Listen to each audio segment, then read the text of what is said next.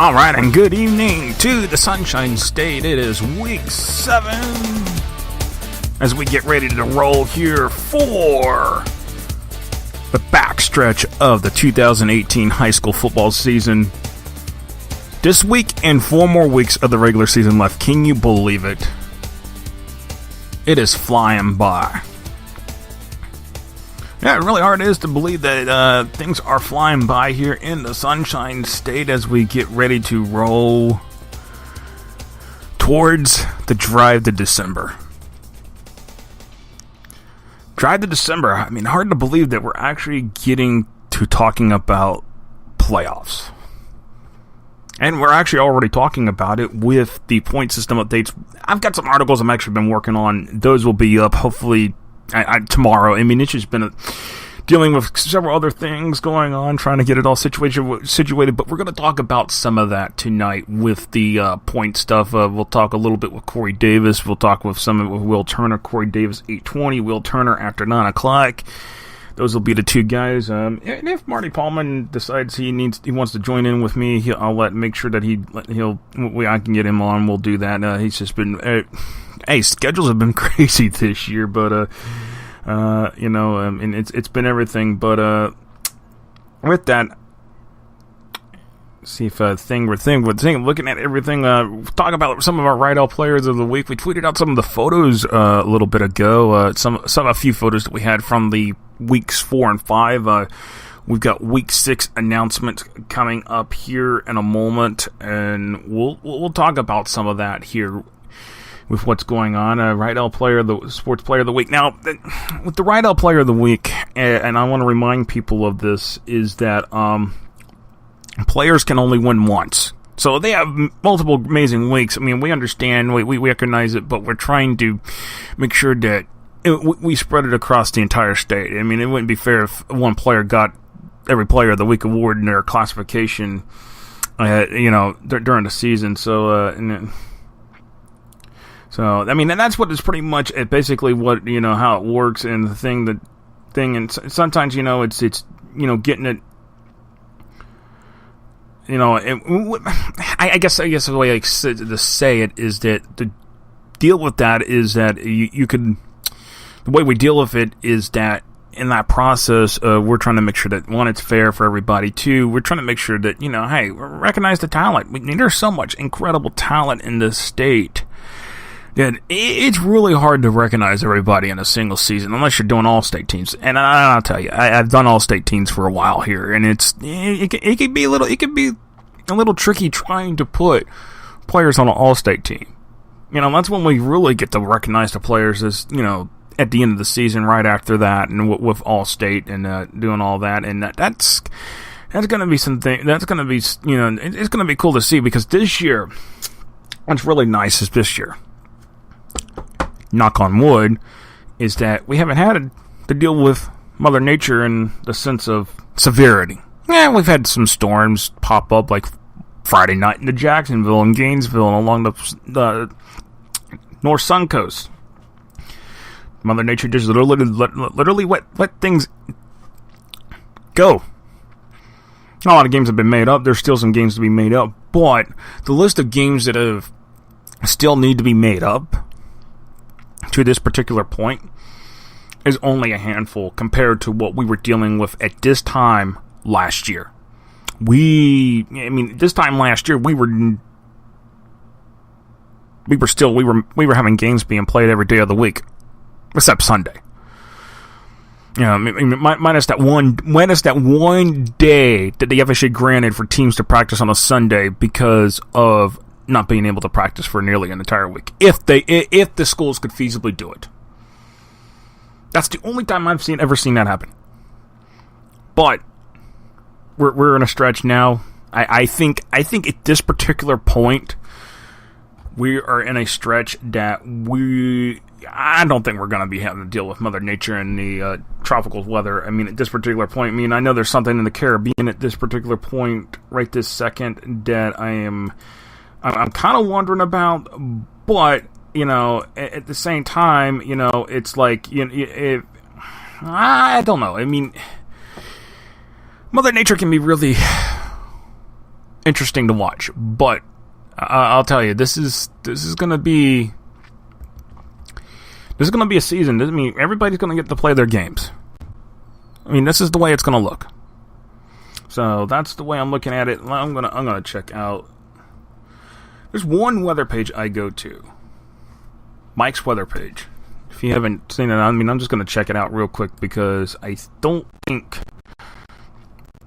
anything. They're watching a wave out in the Caribbean, but I mean that's even what the National Hurricane Center is saying. That what Mike just posted 19 minutes ago around this. Yeah, I mean, there's nothing too much to worry about. Let's just put it that way. I mean, I mean, it's one of those things. It's one of those things where we just don't want Mother Nature. But anyways, take a look at one thing here. All right, there we go. Sometimes the beauty of live radio, even if it's on the internet. Anyways, looking at a few things here with let's talk about Rydell Player of the Week. We'll do that here in just a moment. Go ahead and tweet this out.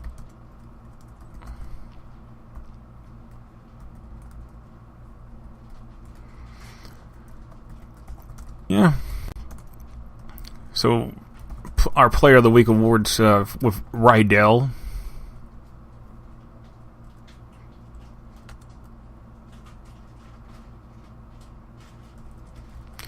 Yeah, let's see. Okay, sorry about that, guys. Okay. All right, so let's get on thing. And good evening, Hunter Williams. I see you on the chat, so that's good. That's good. Yeah, so there we go. So thing.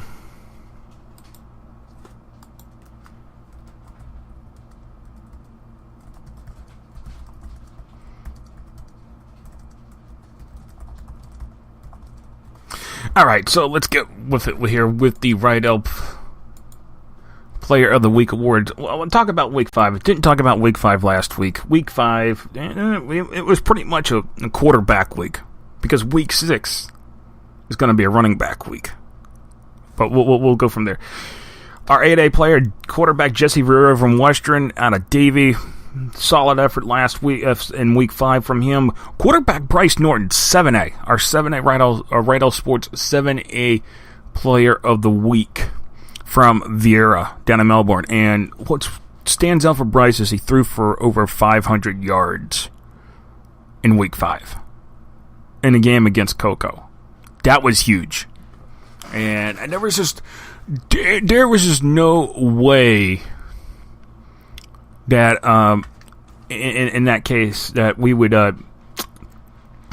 not give him the award. That was just almost standout. When we saw the numbers, it was instantly sold. So sometimes how it works is that we'll get nominations in, but sometimes if we see something and totally sticks out, it would almost automatically lock down. I mean the same thing. We'll go through this one, and then we had in our Class 6A Rydell Player of the Week. Outside linebacker Turquoise Chance out of Dillard in Fort Lauderdale. Big time standout there. Quarterback Anthony Richardson, Class 5A. Our Class 5A Rydell Sports Player of the Week. From Week 5. Anthony Richardson, Eastside. Had a heck of a night. 4 rushing touchdowns and 2 passing touchdowns against Lake Weir.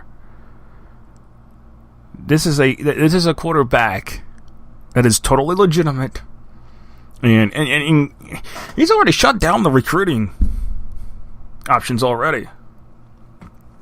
So, yeah, I'm sorry, man. I'm Tommy. I'm sorry, man. It's tough when it's just 4.5 sacks is pretty good. I mean, I'm going to tell you that. I will not deny 4.5 sacks as being pretty good. It's just the thing is just when we saw the thing with Vieira, it just literally went.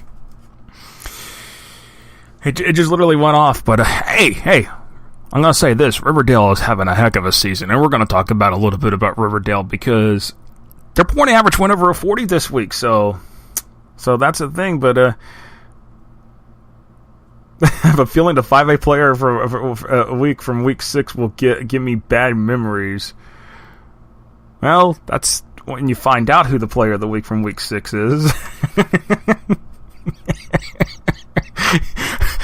I love the predictions here. So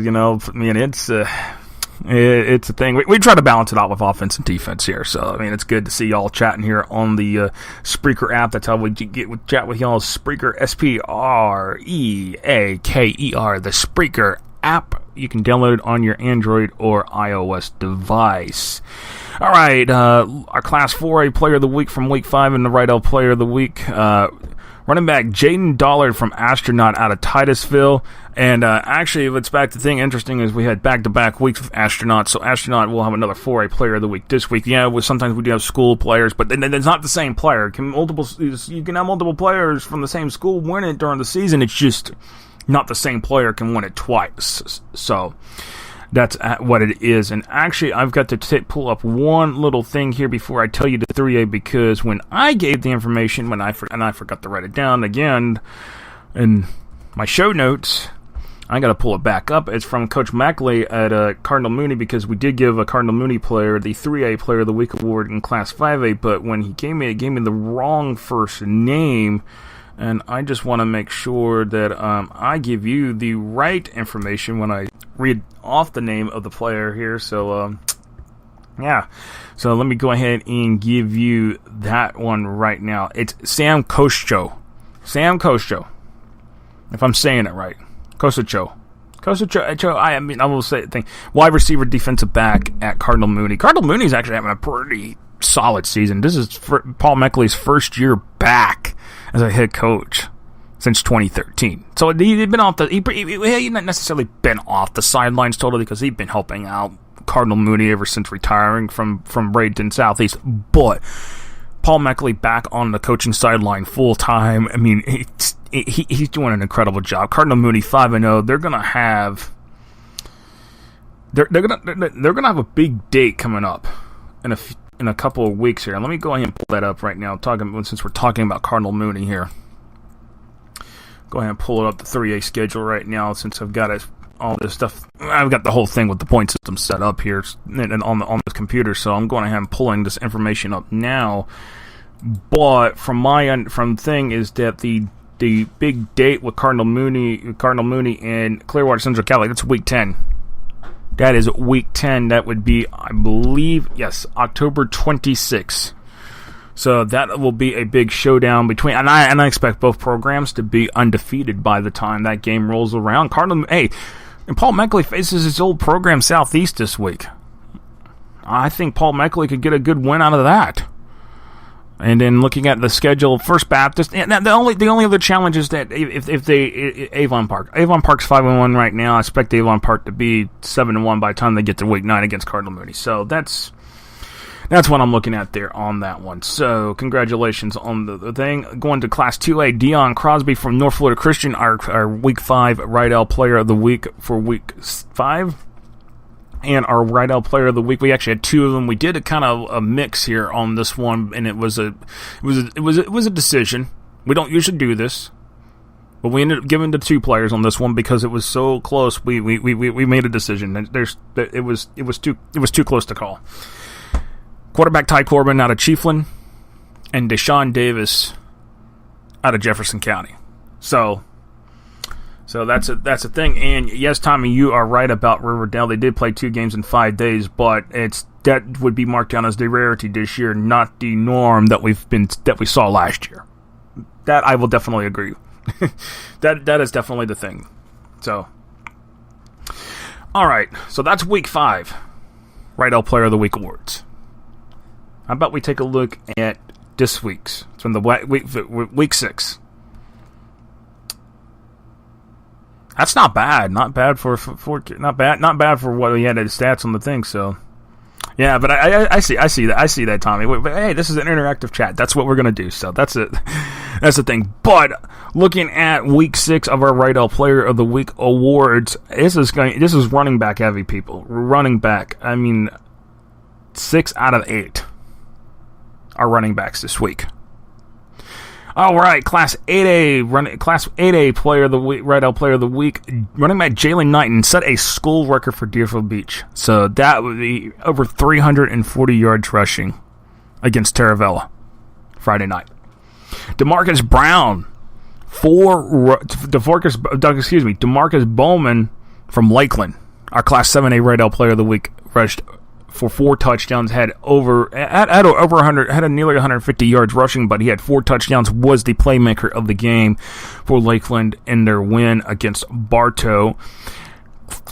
Class 6A, almost with 200 yards rushing, running back Anwar Lewis out of Pine Forest in Pensacola. He was the playmaker of the game, 3 touchdowns, almost 200 yards rushing. He was the primary reason why Pine Forest was able to beat Escambia. And I'm said Escambia at Emmett Smith Field. So, I mean, you go into your rival's backyard and you beat them like that. Yeah, that's the thing. And by the way, Pine Forest did get moved into the rankings this week in Class 6A, ranked number 10 in our rankings. So Escambia fell out because of that. I mean, it was a move that had to be made, and I can't deny Pine Forest. Let's just say this: Pine Forest is 1 point away from being undefeated right now, people.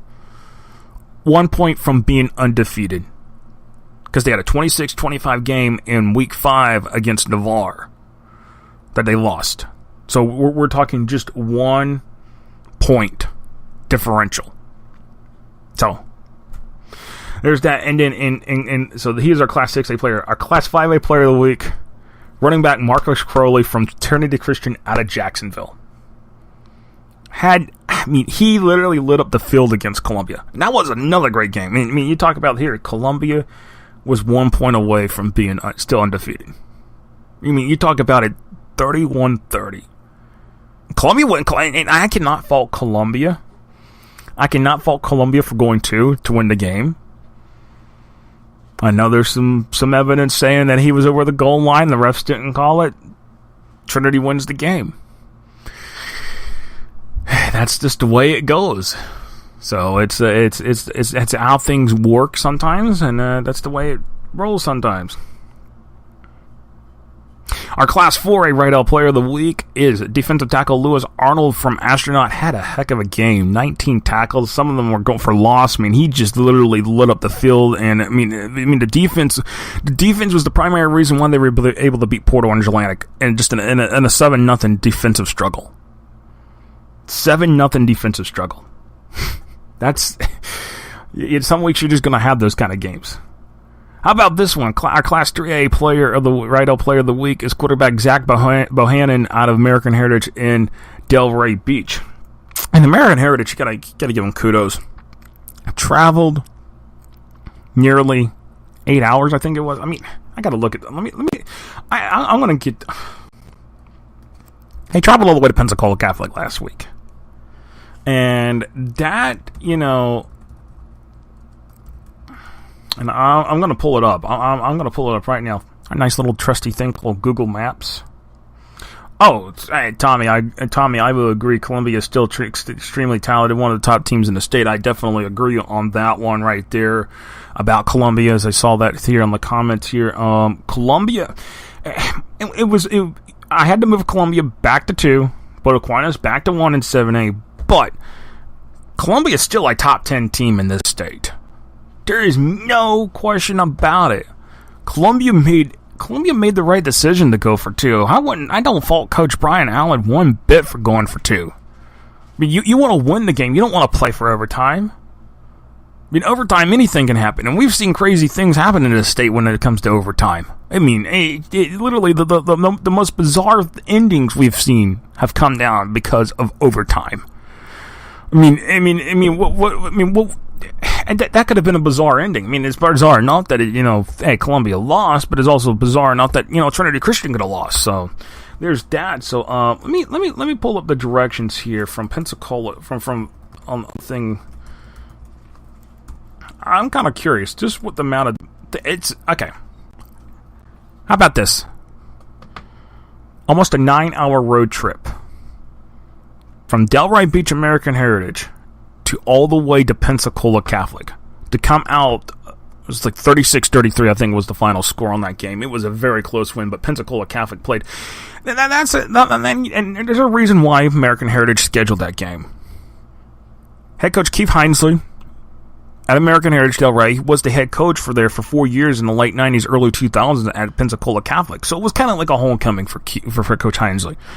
But for Pensacola Catholic, I got to give him kudos for playing that heck of a game against what is one of the top programs in Class 3A in the state. To come all the way down from Boca Raton, Delray Beach, that area, and go all the way up to Pensacola Catholic to win like that. That's huge. Good thing. And then, by the way, the mileage, 627 miles. That's one way. So, yes, 1,200 miles were put on the road by American Heritage Delray to play a game. So it's a thing. So that's what we're looking at. All right. So our Class 2A player of the week, running back Cornelius Shaw. So our Class 2A right now player of the week for Class 2A, running back Cornelius Shaw out of Victory Christian in Lakeland. And then Victory Christian played a heck of a game against Frostburg, probably their first meaningful game in the last few weeks, and some of it, and none of it's their fault. None of it's their fault. Not when you've had Northside Christian back out on you, and then you end up having Warner Christian back out on you. So two schools basically forfeited on Victory Christian this year. It's not their fault at all. I mean, it's sad, but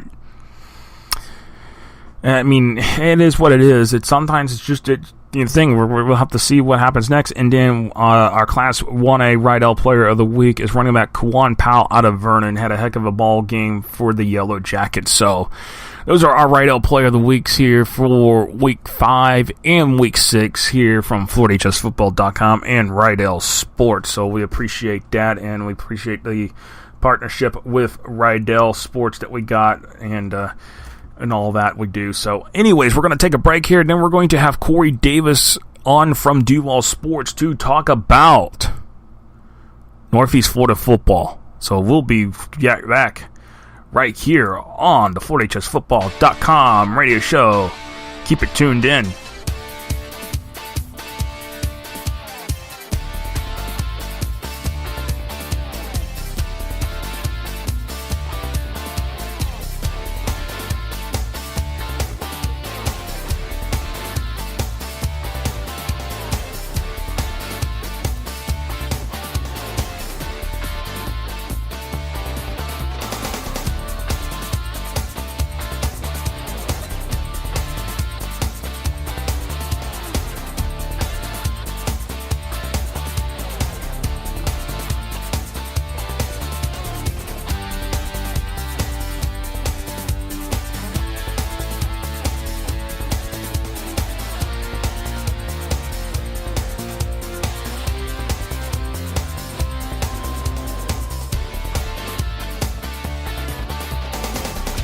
High school sports fans, follow your team live with the free ScoreStream mobile app. Just download ScoreStream to get real-time scores, photos, and awesome video from your game and your rivals. Plus, follow your favorite teams and friends. Get real-time high school sports from ScoreStream. The Florida Athletic Coaches Association has been the state's premier coaches association for high school coaches since 1936.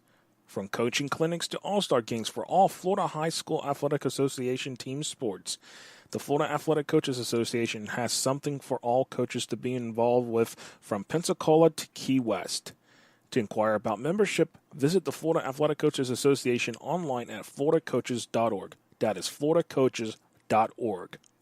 Legacy Team Sales is the official clothing sponsor of FlooridaHSFootball.com, serving the entire state of Florida with everything a team needs and beyond. From shirts to ball caps and from jerseys to promotional gear, Legacy Team Sales has it all, including embroidery and screen printing services. Visit them online at shoplts.com or visit their showroom and warehouse at 1417 Southwest 17th Street in Ocala between US 301 and State Road 200. FlooridaHSFootball.com is a proud media partner of the Florida High School 7v7 Association.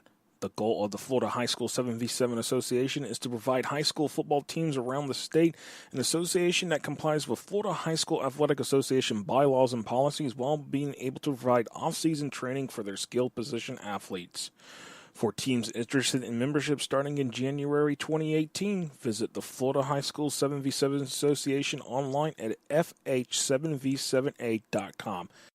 High school sports fans, follow your team live with the free ScoreStream mobile app. Just download ScoreStream to get real-time scores, photos, and awesome video from your game and your rivals. Plus, follow your favorite teams and friends. Get real-time high school sports from ScoreStream. Legacy Team Sales is the official clothing sponsor of FloridaHSFootball.com, serving the entire state of Florida with everything a team needs and beyond.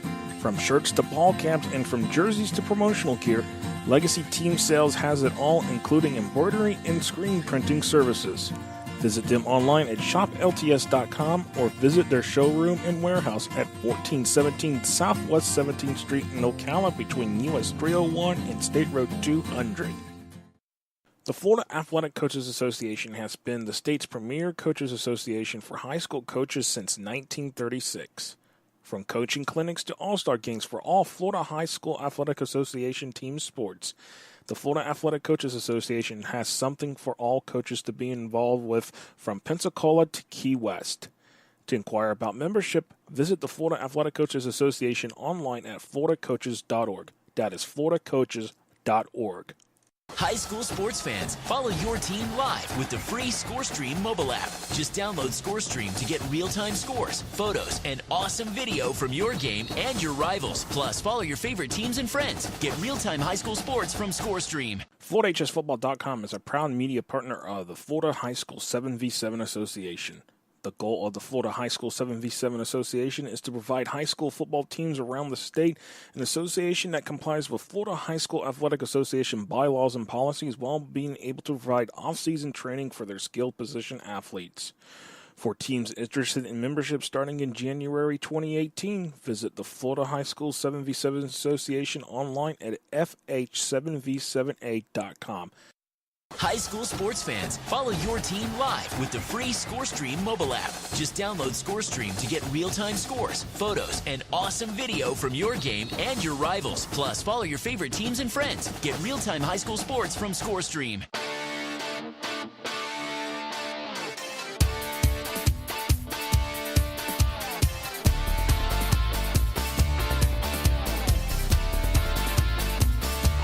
All right, welcome back here to the FloridaHSFootball.com radio show on FloridaHSFootball.com/live. Lot going on around the Sunshine State, week 7 now. So that's what we've got going on. But getting ready to think. Let me make sure the audio's coming in. See. Got ByCoreyDavis sitting here on the line. Corey, can you speak for me? Nobody's going to hear it, but I just need to make sure that everything's coming through on the audio still. Okay, hey, dial me back in because for some reason it's going in and out. All right. I gave Corey the call back in here in just a minute. So because apparently something with the audio is not wanting to go correctly all of a sudden. It was going fine when we had it set up ready to the thing on the break, but we'll have to check and see what the heck has happened here.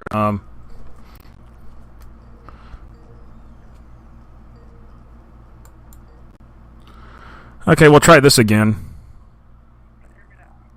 Yeah, I can hear you. It's just for some reason my audio is not.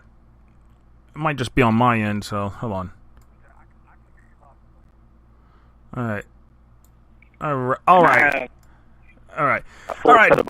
There we go. All right. Joining me now is ByCoreyDavis from DuvalSports.com. We're going to talk about everything pretty much Northeast Florida football, and we'll talk some of the stuff with the playoff stuff as well. So we've got a lot of that going on, and again, it's one of those things where we're in the backstretch now of the season. So this is what it is. Yeah, we had a great week last week. You know, I sort of love the new playoff format because you get so many exciting games. Last week we had, as you know, I do the pick-em, and I had several games to choose from, and obviously we had the big one with Trinity and Columbia, but lots of really good games last week, and unfortunately not so much this week because we have like over 25 teams in just this area alone that are on a break this Friday, and that's just, to me, ludicrous. When, as I tweeted out the other day, Josh, there are 8 teams in St. Johns County, and only one of them is playing Friday. Wow, and they're not even playing in the counties. They're playing in Clay County Friday night. And that's literally ridiculously. That's crazy. I mean, nobody realized that. Hey, Creekside's not playing, Bartram's not playing, Potter Beach, Bartram, St. Augustine, Menendez, none of them are playing. And then the same goes for in Clay County. About half those teams are off, and then the majority of all the Duval teams are off, or the few teams that are playing that are pretty good are playing on Thursday. All right, yeah. Yeah, for some reason I am still having audio trouble on my end with you. Let me do something here real quick. Let me hang you up, and I'll bring you back in just a moment, okay? And I'll think, all right? All right, for some reason we are still having a little bit of audio issues with the Skype line, and I don't. This is what's happened. This is. I swear I have tried to figure this out for the last couple of weeks why this happens, but the Skype wants to keep updating this thing. Yeah, I understand. Yeah, here, Hunter, we'll get this thing figured out here in just a moment. Here, because I just had to reboot the whole setup on the Skype line for some reason. It's not that we bring the audio calls in as through Skype. I mean, it's not that hard for us to do that. But the problem is that for some reason is that with these new audio updates that they keep doing, it's really just making it it's making it hard. And I'm gonna see if I can get him. Yeah, I'll get him to call back here in just a moment. Yeah, see why it's stinging out, that thing. Yeah, I apologize, people, about that. Well, sometimes it happens a little bit, thing, but, get him to dial it back in here.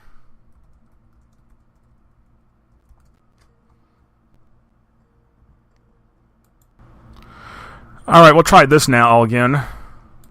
All right, take 3. Take 3. Yeah, that's the thing. I don't know what it is. It's something with the software in Skype that's for some reason it wants to act up all of a sudden. But I may have to start importing my phone through the audio line if I have to do that. So, but that I'll have to test out and stuff. But yeah, so it's yeah. Anyway, so we have a couple of good games tomorrow night, but after tomorrow night, it's like slim pickings. But let's go back to last week though. Game of the year, game of the century, Trinity Columbia, most talked about game all year, and it lived up to the hype.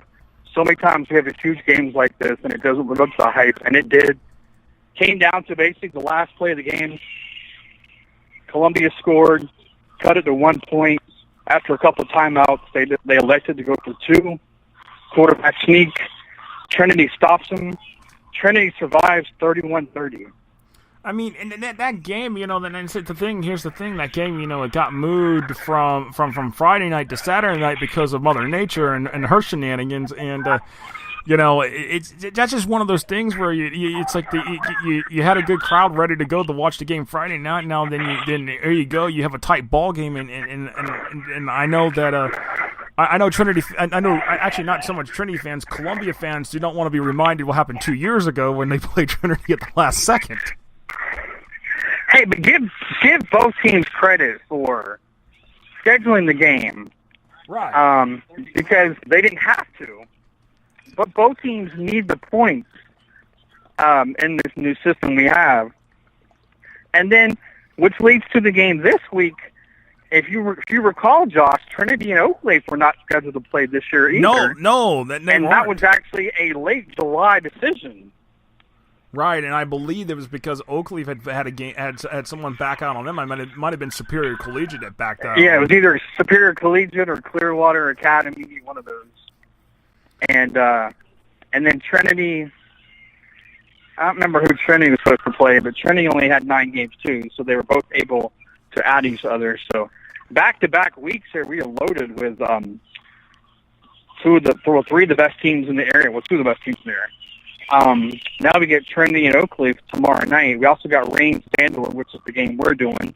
And then you also got Reebok and Lee tomorrow night as well. So But yeah, we're getting down to the nitty gritty, as they say, and we only got a couple weeks left, and we're still trying to figure out who's in the playoffs and who's out, and nobody's clinched a district title yet. So still a lot of district games to be played, which leads to the whole current playoff system.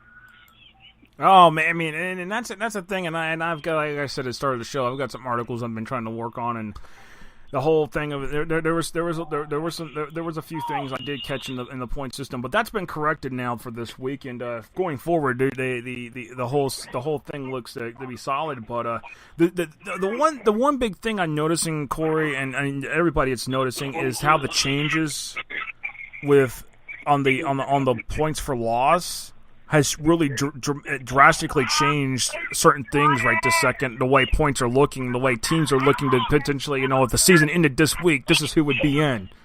And some people are flipping out about it because it's like... when you have 3 teams that have not won a game that are right now sitting in the 6th and final spot of their region... And we're talking... That's kind of embarrassing. Right, and we're just talking about in the lower classifications, not so much in the higher classes here. Yeah, you've got Hamilton County, you've got Gadsden County, and Kingdom Prep. And then, Kingdom Prep.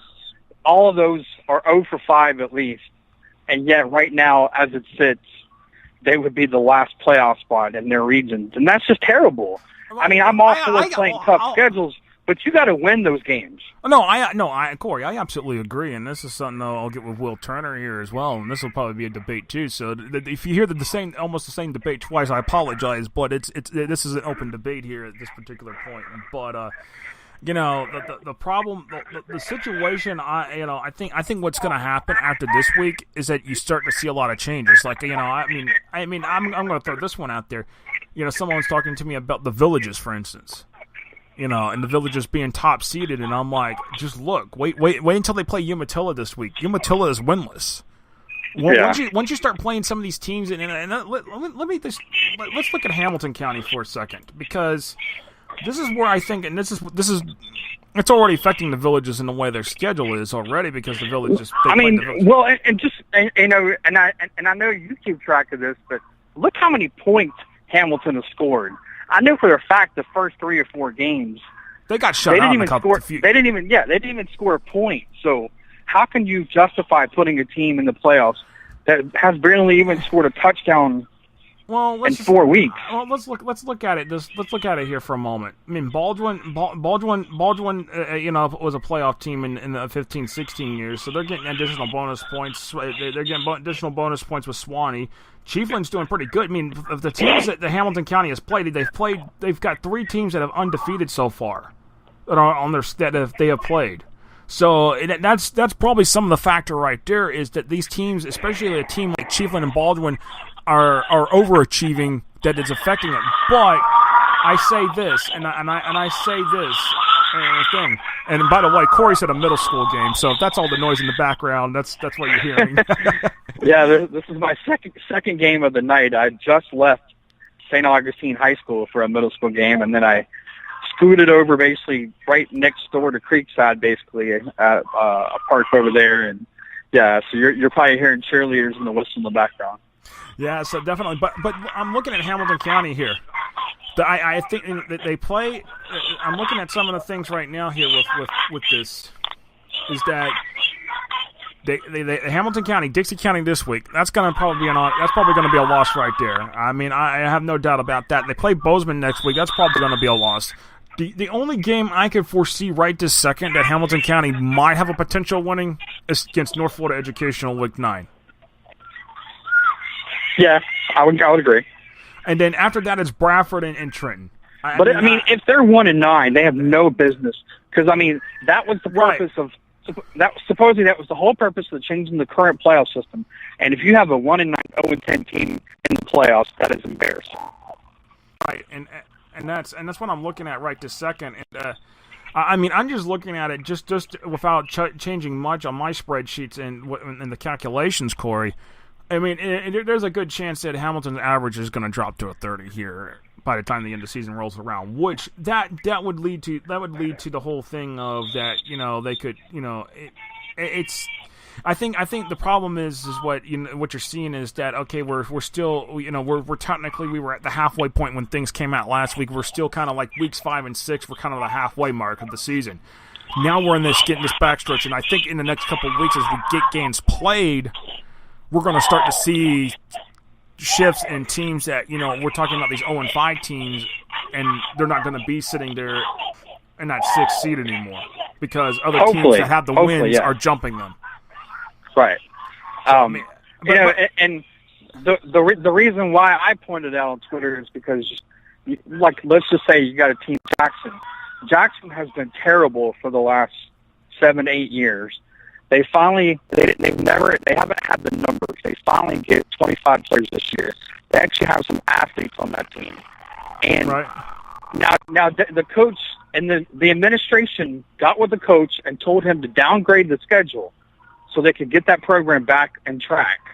So the only big school team they play, because Jackson's 4A, is First Coast. First Coast is a 7A school. But that's the only team they play above 4A. So the schedule was downgraded. So right now they sit at 3-2. And they still have a couple hard games. They play West Nassau later on, so that'll help the points.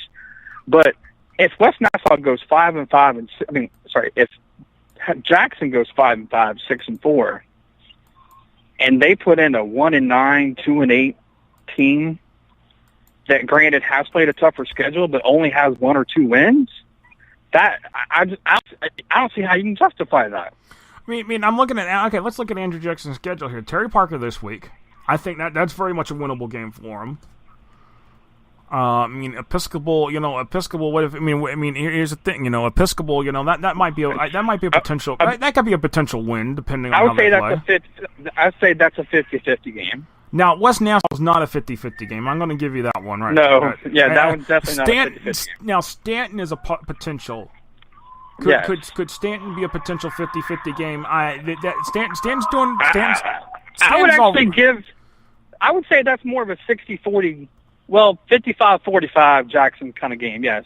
But, they can go 5-5 is a great year for Jackson considering what they've gone through the last couple of years where they had running clocks on them every single game. All right, I'm looking. They only got 9 games on the schedule, so they could go 5-3. They could and there's no 10th game because like I said, they downgraded their schedule, so they dropped Lee off the schedule. That was the 10th game, and that's why Lee only has 9 games. Now Lee tried to pick someone up recently, but then that game fell through because of the hurricane. But and that 10th game may come back to haunt them too, because if they're sitting there at 5-4 or 4-5, they're going to be on the bubble for discussion as far as point-wise getting in. And I'm looking at it right now, Corey. If they win, they beat Terry Parker, they beat Episcopal. I think that might just be a potential enough, just the way things are looking. But I think at this particular point they need to beat Stanton as well. I think if they win the next 3 of their 4 games, I think their chances of being in are going to be really good. Is that what about 6-3? Yeah, 6-3. 6-3 should get you in. 6-3. The problem is how does everybody else do on your schedule at this particular point? Because the teams they have beaten are Category 4 teams. And I understand Gadsden County is playing Wacoa. I think they're playing Lincoln, Godby. I understand they're playing the big boys, but you kind of need to beat the big boys too if you're going to put them on the schedule. Because to me, it's no different than what Mandarin's doing. Mandarin could finish 2-8 because they play a ridiculous schedule. They play Apopka this Friday night. Right, and that's the. I don't think Mandarin has no business going to playoffs too, just because they played a hard schedule. If they finish 2-8, sorry, you missed the playoffs. Right, and I think that's gonna change here in the next few weeks. Like I said, I think we're not. What we're seeing is early. We're seeing some early, things we're saying because, and I'm going to point this out is the divisor number. Some teams have played 5 games, some teams have played 6. Right now, the divisor number is favoring those teams that have played 5 games versus teams that have played 6. Once we get through, right, and obviously, as we saw last week, things could drastically change because Bowles was the number 1. Right. They were. Was the number one team, and then they fell down, and then Trinity, rightfully so, Trinity jumped to the number one team in that region. And so, I mean, it'll change every single week, but. Well, let's look at Jacksonville area, and we'll talk a little bit about the Gainesville area too, since Jacksonville's kind of okay. Thing with the thing. What I've got sitting here on my updated stuff, and I mean, you look at Region 1 right now. I mean, Region 1. This is a seating order. This is would be in right now. Wekiva 1 at 46. Flagler Palm Coast at 2 at 43.67. Now, granted that Wekiva and West Orange, the problem is that Wekiva is 0-1 in their district. The problem here is that you could say West Orange is in the district lead or Apopka's in the district league. That might be as well, but the whole issue that we're going to see with that district in 8A4 is that it could come down to being those three teams being 2-1 and they're going to come down the point average to break the Warden District. Speaking of Palm Coast, I'm assuming you saw how they beat Sandalwood last week. Overtime. It took overtime. Sandalwood scored in overtime and went for 2. And that was a little controversial play there because then Palm Coast scores and Palm Coast kicks the extra point, and that's how Palm Coast won. And I'm told that Palm Coast may have won the game with a backup kicker, by the way. Which is even more impressive. Right. So, I was talking to someone just a couple minutes ago, and that whole Sandalwood Palm 1-8A is still up for grabs because Palm Coast and Sandalwood both still have to play DeLand. So nothing's been decided yet. DeLand still has the 6. So this is all hypothetical projections at this particular point. Right. If I want to, I could throw this one out there. Let's do this. Let's do it this way. And I'm gonna throw a little hook and sinker in. How about that? I'm gonna throw a hook and sinker into this. Throw me a curveball. Okay. So how about this one instead? Flagler Palm Coast being the 1 seed because Wekiva's 0-1 in their district. I mean, we can't deny West Orange right this second. I don't want to deny West Orange. So let's just put it this way: hook and sinker. Flagler Palm Coast 1 seed, Winter Park 2. Apopka 3, so let's Flagler Palm Coast at 43.67, Winter Park 42.83, Apopka the 3 seed, which would be for District 8A4, 40.83, and then Oviedo right now 8A2 at 40.80. Now your 5 seed would be Wekiva, 6 DeLand at 40.83. Oh, for a second I thought we were telling me that we were going to have a Apopka Wekiva first round game. Hold on. Just wait. So Apopka 5, DeLand 6. Apopka holds the highest point average right now, 46. So, but again, losing that district game to West Orange does not help their cause in the fact right to second. Now, it may come to help them later on if they need it for a district tiebreaker. Now, DeLand is at 40.83, 6 seed. Lake Mary 40.87. Mandarin 40.20. Now I know we were just talking about Mandarin here, and that right there, let's pull up Mandarin's schedule here. This is probably where the talk is going to be right this second. Mandarin 2-3 right now, and who did they get this week? Apopka, right? And then they Sandalwood. Apopka and Sandalwood. Apopka is playing a tremendous. Apopka too, but because Apopka played Barton Trail also, but. Mandarin's playing a murder schedule, and I understand why they're doing it, but, you have to win those games. And Apopka, no surprises, because I know the week after they played Bartram, they played Lakeland. Apopka is definitely playing a brutal schedule. Might be the toughest in 8A period. Right. I'm looking at this thing, the schedule. This is how their next 5 games, because they just had their bye week this past week. So the next 5 games: Apopka 5-1, Sandalwood 4-1, Spruce Creek. That's the only team with a losing record right this second in their next 5 games at 2-4. Flagler Palm Coast 5-1, Fletcher 5-1. These teams. These next 5 weeks are critical for Mandarin, especially if they want to win and have a chance at the playoffs. Otherwise, and Josh, and I know we kind of discussed this on Twitter too, but Duval County kind of sometimes jumps ahead of themselves. Speaking of Mandarin, next week, Mandarin and Sandal, a huge district game, a huge rivalry game. 3:30 at afternoon. 3:30 kickoff on Friday. 3:30 in the afternoon. That's just, and I don't understand why you would do that at 3:30 in the afternoon. And the school they're really punishing is Lee. Lee is going to be playing their fourth 10 a.m. Saturday game next week. And that's not fair. No, they're the only team that has played more than one Saturday game. That's just ridiculous.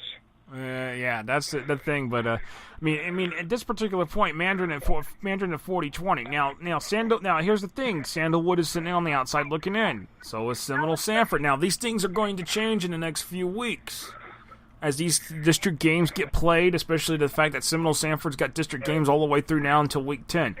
Sandalwood, they've got more district games coming up. Weeks 8, 9, 10 in that stretch. I think at this particular point, this will change. This will move here in a bit. But looking at it right now in region 1 and 8A, you could go. You could literally go between right this second. Looking at the 1 seed, Flagler. Flagler Palm Coast versus Mandarin, and then the 2 seed, Winter Park versus Lake Mary, and then 3 seed Apopka versus DeLand, and then 5 versus 4 being Wekiva and Oviedo.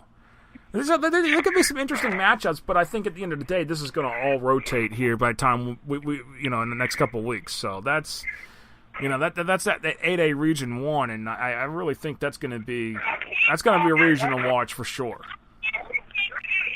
I'm sorry, I was distracted. Apparently, one of the players got injured after the game was over with, and he's being rescue was here, and they were tending to him on the sideline, and it appears to be kind of serious. Oh no, that's not good. He appears to be kind of unconscious right now too. So. Oh no! Thoughts and prayers to that young fellow. Yeah, from Valley Ridge, which Valley Ridge feeds into Nice and Ponte Vedra. Wow, that's all right. Well, let me go see what's going on, and I'll catch up. Yeah, I'll definitely have to let you go. Definitely, indeed. But I appreciate you taking a few minutes. I think we'll get you back on again here in the next week or two. Okay, sounds good. I'll talk to you later. Bye. All right, bye. All right, that was Corey Davis from Duval Sports. He had to run. He's at his game here trying to get a thing, so we'll try to get him. We'll get him back on next week. But anyways, that's actually kind of perfect timing because I got Will Turner anyways lined up for 9 o'clock, and we'll talk more about this. But yeah, sometimes just things happen. Not only Corey covers high school football, he's got middle school football, so that's all he does in Duval Sports, and you can follow him on Twitter at ByCoreyDavis. That's COREY Davis. So there is that right there. Looking at some things right now. I mean, let's take a look at a couple other things. We'll hit on the regions that are in Corey's area that dealing with the playoffs here. How about this Region 1? I mean, you would think Columbia's loss did not do anything to them, and the loss to Trinity Christian. Actually, I think it actually kind of helped Columbia. Columbia 48-83 right now, average. Right now. And they're holding the number 1. They would be the number 1 seed at the playoffs for the start today. Columbia won at 48-83. Buchholz right now would be a 2 seed, 41-40. And then the thing they hold a 41-40 average to thing, and then Edgewater would be the 3rd seed at 38-80. Lincoln would be the 4th seed at 38-33. Then 5 would be Lee, 6 Oakleaf, Bartram Trail 7, Fletcher 8. So yeah, I mean you're right, Hunter. I mean that's you would be right about that. Swanee, Gainesville, and Lee all went up in category. They did that. That did happen too. So that helps. That helps when you think they're the kind of thing. If you just beat those teams, you're actually. I think no matter win or lose, you're actually kind of cheering for those teams to win out. Now, of course, some of those teams are probably going to play each other, at the end, towards in the backstretch if they got it scheduled that way. But that's just the way it looks right this second and everything. So, and all that. But Yeah, so I mean, looking at the categories, but that's the way the Region 1 looks at it in 7A. I mean, let me look at 6A. 6A is going to be the thing, because I talked about St. Augustine last week with Will Brown, but St. Augustine itself would still, and Gainesville and Buchholz City Showdown this week. Eastside and North Marion play tomorrow night, so 2 nights worth of football at Citizens Field. That Eastside North Marion game was moved because of last Friday night with all the storms in the area of didn't get played, but luckily both schools had the same bye week, so that helped them out tremendously. They just had to play Thursday because Gainesville and Buchholz was already scheduled for Friday, and Eastside's the host, so Eastside's got to play Thursday night. And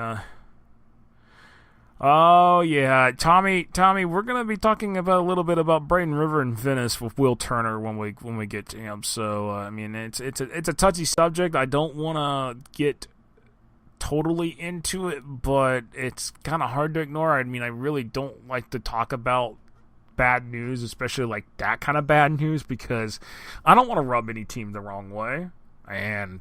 But this is just too much. I mean, it just feels like you thought the drama would end after the game last week, and the drama's not ending. I mean, this is literally ridiculous. If I've got one piece of advice for the Florida High School Athletic Association, when it comes to reclassification, you do not put Sarasota County and Manatee County schools in the same district anymore. You want to start avoiding some stuff? There you go. That's the way you do it. I mean, this is some of this stuff would be avoided with this drama if the teams you separate the teams where they're lined up with district wise. I mean, that's the only way you're going to solve the issue at this particular point, in my opinion. It's just separating Manatee County and separating Sarasota County schools. Send Sarasota County schools to the south with Charlotte County and Lee County schools. Send Manatee up to Hillsborough and Pinellas. I mean, that's a simple solution.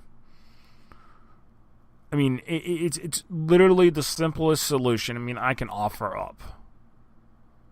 I mean, this is just too much drama. I mean, we should not be on. Let me go on the soapbox here for a moment. We should not be seeing this kind of drama at the high school level. This is not the fault of the kids, by the way. This is pettiness with the adults, and this pettiness has to stop. I mean, the pettiness. Yeah, Tommy, you definitely agree. I think put Charlotte County with. I agree. No, 6A, but no, Charlotte. I have to tell you, Charlotte would be on a very edge 7A school, and technically Charlotte should be 7A. So but I mean, you can move Charlotte into 7A and call it a day. But I mean, this is pettiness, people. This is pure pettiness between the schools. This is. I mean, come on. This is high school football we're talking about. But yeah, I mean, I'm just so over it, if that's anything. So there's that. Yeah, I'm just so over it. I mean, it's literally ridiculous. I mean, this kind of stuff should not be happening. Just leave. I mean, at this particular point, just. Man. I really didn't want to go up on the soapbox. I just didn't. But this is just. Yeah. I'm lost for words at the moment. What am I going to say? What am I going to say?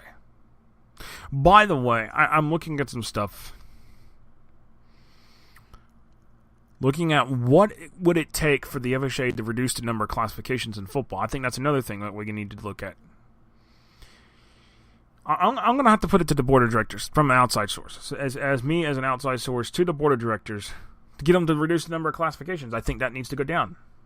Can we go to 6 classes plus rural? As everybody calls it, 6+1. I really am a believer that we need to go 6+1 in this state. If they're talking about other sports going 6+1, And they have 9 classes? And they're saying, oh, well, we got too many classes now? What has football got? Football's got one too many classifications, in my opinion. Go to 6 plus 1. Boom. Simple as that. Simple. And for the sake of a few programs, I mean, let's just put it this way. 1A don't have enough teams. Let me address the 1A issue. I mean, we're just looking at a football perspective. Don't look at the other sports. I'm not looking at the other sports because the way the FHA is going to do this with the other 17 sports is that they're going to divide the schools up by per sport basis. They're not going to do a one blanket approach of, okay, well, you divide your school up and you're going to play on the same districts in all these 7 sports. That's not how it's going to work. Okay, so if you got 700 softball teams and 620 baseball teams, the districts are going to look a little different.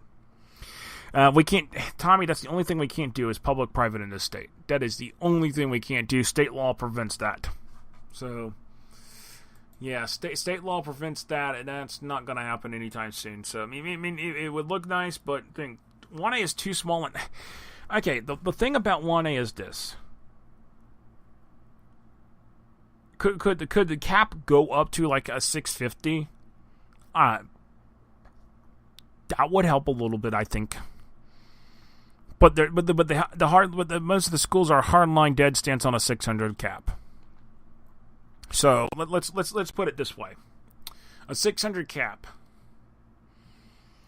So then, I mean, at this particular point, 600 cap. Here's the thing that could help 1A in terms of numbers for football.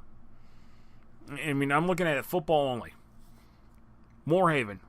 Moorhaven's currently classified as a 2A school. Moorhaven could go to 1A and still play the schedule they got now.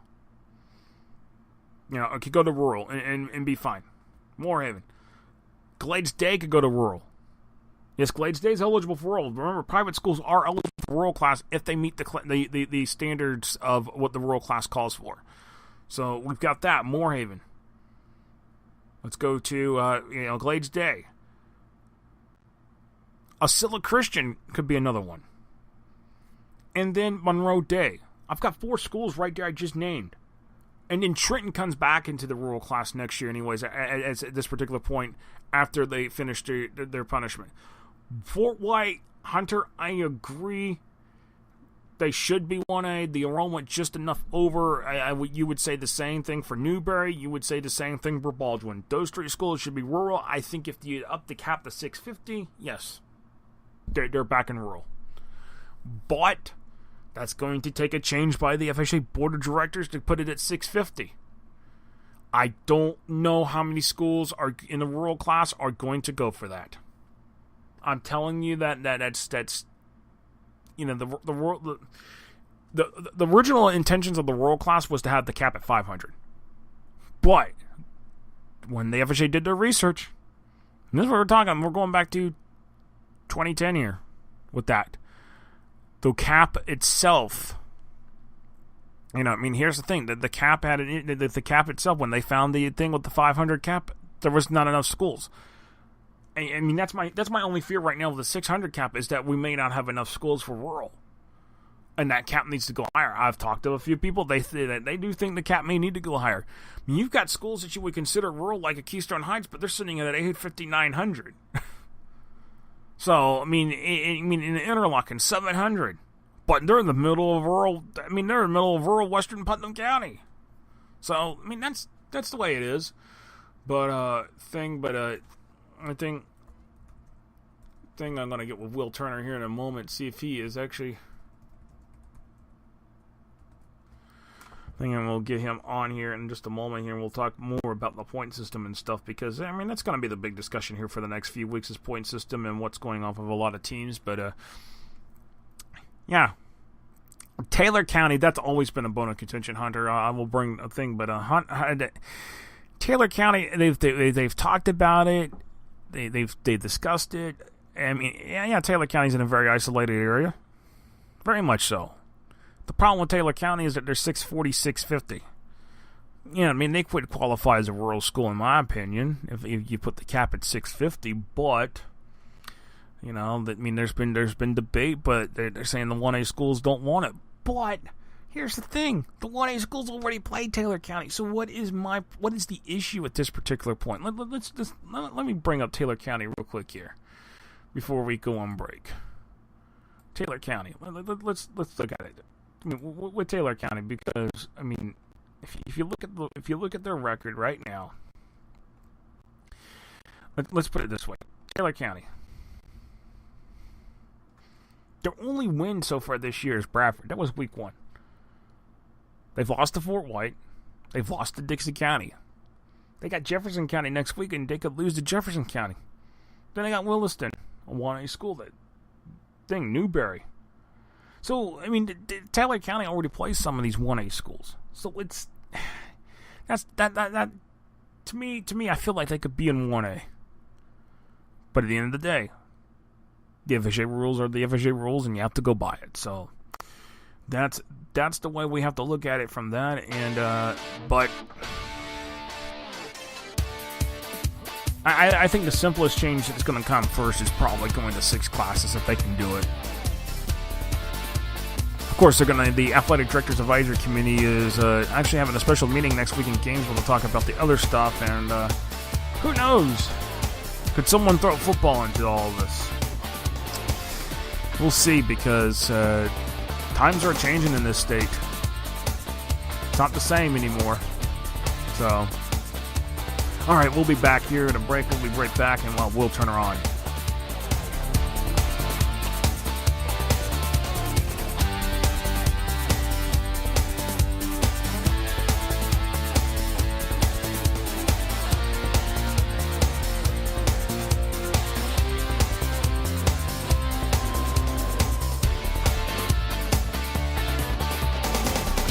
High school sports fans, follow your team live with the free ScoreStream mobile app. Just download ScoreStream to get real-time scores, photos, and awesome video from your game and your rivals. Plus, follow your favorite teams and friends. Get real-time high school sports from ScoreStream. The Florida Athletic Coaches Association has been the state's premier coaches association for high school coaches since 1936. From coaching clinics to all-star games for all Florida High School Athletic Association team sports, the Florida Athletic Coaches Association has something for all coaches to be involved with, from Pensacola to Key West. To inquire about membership, visit the Florida Athletic Coaches Association online at floridacoaches.org. That is floridacoaches.org. Legacy Team Sales is the official clothing sponsor of FloridaHSFootball.com, serving the entire state of Florida with everything a team needs and beyond. From shirts to ball caps and from jerseys to promotional gear, Legacy Team Sales has it all, including embroidery and screen printing services. Visit them online at shoplts.com or visit their showroom and warehouse at 1417 Southwest 17th Street in Ocala between US 301 and State Road 200. FloridaHSFootball.com is a proud media partner of the Florida High School 7v7 Association. The goal of the Florida High School 7v7 Association is to provide high school football teams around the state an association that complies with Florida High School Athletic Association bylaws and policies while being able to provide off-season training for their skilled position athletes. For teams interested in membership starting in January 2018, visit the Florida High School 7v7 Association online at fh7v7a.com. High school sports fans, follow your team live with the free ScoreStream mobile app. Just download ScoreStream to get real-time scores, photos, and awesome video from your game and your rivals. Plus, follow your favorite teams and friends. Get real-time high school sports from ScoreStream. Legacy Team Sales is the official clothing sponsor of FloridaHSFootball.com, serving the entire state of Florida with everything a team needs and beyond. From shirts to ball caps and from jerseys to promotional gear, Legacy Team Sales has it all, including embroidery and screen printing services. Visit them online at shoplts.com or visit their showroom and warehouse at 1417 Southwest 17th Street in Ocala between US 301 and State Road 200. The Florida Athletic Coaches Association has been the state's premier coaches association for high school coaches since 1936. From coaching clinics to all-star games for all Florida High School Athletic Association team sports, The Florida Athletic Coaches Association has something for all coaches to be involved with, from Pensacola to Key West. To inquire about membership, visit the Florida Athletic Coaches Association online at floridacoaches.org. That is floridacoaches.org. High school sports fans, follow your team live with the free ScoreStream mobile app. Just download ScoreStream to get real-time scores, photos, and awesome video from your game and your rivals. Plus, follow your favorite teams and friends. Get real-time high school sports from ScoreStream. FloridaHSFootball.com is a proud media partner of the Florida High School 7v7 Association. The goal of the Florida High School 7v7 Association is to provide high school football teams around the state an association that complies with Florida High School Athletic Association bylaws and policies while being able to provide off-season training for their skilled position athletes. For teams interested in membership starting in January 2018, visit the Florida High School 7v7 Association online at fh7v7a.com. High school sports fans, follow your team live with the free ScoreStream mobile app. Just download ScoreStream to get real-time scores, photos, and awesome video from your game and your rivals. Plus, follow your favorite teams and friends. Get real-time high school sports from ScoreStream. All right, welcome back here to the FloridaHSFootball.com radio show right here on FloridaHSFootball.com. Hey, it's week 7 of the 2018 high school football season. We are entering the backstretch of regular season. I mean, I swear that each year the season goes by quicker and quicker, but my next guest, I love this man to death. You know, hey, I mean, he's good. He knows what he's doing, and he is the founder and owner of W. Turner Productions in Tampa. You can follow WT Pro Tampa, and you can also follow the man himself, Will Turner, at TBT. I think, hold on, let me make sure I get it straight here. TB Turner 813 on Twitter. So there we go. Will Turner, you're on the air now. Yeah, it's been a while since I've been on the radio show. Probably last year, maybe around this time, maybe a little earlier. Yeah, but hey, we're doing it. We're having fun, and we're there's a thing, and then I mean, it's hard to believe that we're actually in the backstretch of the season now. Yeah, it really is. I feel like yesterday we were just talking about season previews. But yeah, this one has flown by compared to last year, and it may just be because we've gotten to play weeks 3 and 4 of our high school football season. I mean, we didn't get to last year because of the hurricane, but yeah, we get to play weeks 3 and 4 and 5 and 6, and we got a lot of rain delays, at least in Tampa Bay, even stemming back to last week, but we got through them, and, you know, I've only really seen maybe 1 or 2 postponements since week 1, in all honesty. Yeah, I mean, that's the thing right there, is that we've not had as many of them. I mean, we had some on Friday night up in the Jacksonville and Gainesville area and along the North Sun Coast, but at the same time, it's like a lot of those games did finally they still we'll see you tomorrow, and they played them, and only a very few, and there's only like a handful of games still that need to be made up at this particular point, but almost everybody has been able to play each and every week their games scheduled as regularly scheduled, and that's probably the biggest difference this year, is that of the flying by, we're able to play each week and not have many issues. Yeah, week 1 was just about it, really, at least down here. I mean, in Tampa is so famous for its late afternoon, early evening storms with that east to west sea breeze. You know, we usually get the back half of the storms, and they're usually stronger at that point. So, you know, we basically invented that. And of course, obviously, we're the lightning capital of North America, as I always seem to find out. Especially, it was demonstrated last week down at Braden River, Venice, with a 2-hour lightning delay, near 2-hour. We never got a raindrop, and it just looked like we were going to play, and then another strike and I think down in Sarasota County it's 5 miles out. Most places it's 10, but there was a little cell right off the Gulf of Mexico that that caused us to not play for 2 hours, and I didn't end up getting out of there until 12 o'clock.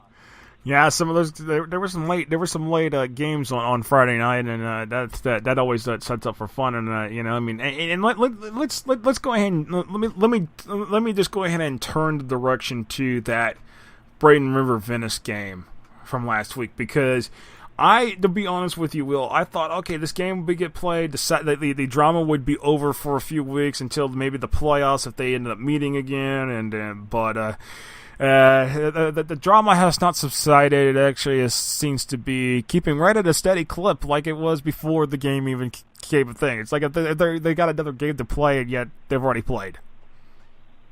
Yeah, Kurt Bradley and John Peacock shook hands at the end of Friday's match, which Jason Dill and I were kind of putting money on if they would or not. I was wondering too if they were going to handshake. I was wondering if we were even going to have the post game at the 50. It's like, okay, what was our chances of that happening? Right, it was one of those. You remember the handshake debacle they had between Jim Schwartz and Jim Harbaugh a couple of years back at the 49ers and the Lions? It felt like that. I don't know. I mean, there's just so much. It's a never-ending story between the two programs, and it just sucks because they're so good. Both of them are excellent programs at the football level, but on the discipline level, there's a lack of it, and it stems from just the culture that both schools have kind of been at the throat of each other over the last couple of years, and just the way the last offseason really impacted this rivalry between the illegal huddle account that Braden River had, between the illegal practices that Braden River held, John Peacock's firing, John Peacock's reinstatement after Bill Buck Chevrolet decided they were going to pull their sponsorship, and then, of course, reinstated as soon as Peacock was back. It's a never-ending story. It's two programs that are bitter rivals, your typical old-school rivalry. We don't like each other very much, but this doesn't go back very far. It only goes back to 2015 when the two were first redistricted together in Class 7A District 11. Right, and that's the thing, and that's right, and because Braden River had moved up because their number's a thing now. Now there might be some shifts next year because of the new North River High School that's going to open next year in Manatee County, and Braden River might go see the thing. But let me throw this at you, Will.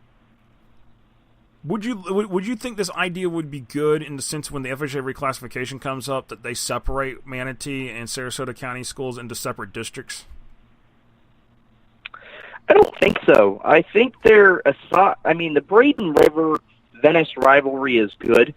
I think it's good for the county, for the two counties, in a football sense, not so much in a controversy, and how laced it's been.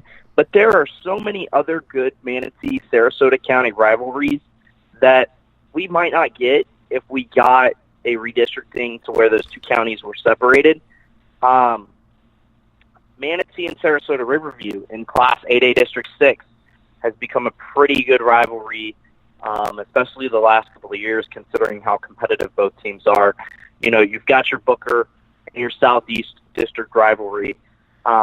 You've got a lot of good rivalries brewing. There's a good one between Palmetto and Venice right now. So I think if there's that redistricting that you're indicating, if they were to separate the counties, I think it would hurt other rivalries that you may not get because, for example, if Southeast and Booker feel that they're in two completely different leagues and talent-wise, then we may not get that game because one or the other may schedule easier, they may schedule harder. So I feel like some of the other rivalries would suffer if they were to do that because we may not get to see those games. Right, and that's the big thing is those games on that side, thing is that, you're right about that. I just feel like maybe, okay, can we ease some of the tensions here, and maybe that and some of that might be taken care of when they go to look at Braden River's numbers compared to, what is North River High going to open with? When is that with the new school, and that's going to be opening up in Parrish. They're in the northeastern part of Manatee County. How much are they going to take from Braden River? How much are they going to take from Lakewood Ranch? Because those are going to be the two schools that are going to be the most effective with the new school opening. And again, I have to point out, hey, Florida's back in this trend where we're opening new high schools again. This is not we're not in that lull period anymore. Correct.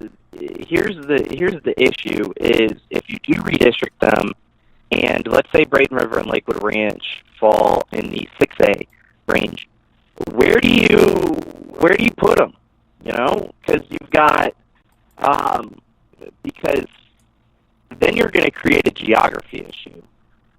Right. Because you have your 6A region, or you have your 6A7 schools, which is that Tampa area, East Tampa, all the way out to Sefner, Lace, Hillsborough's involved.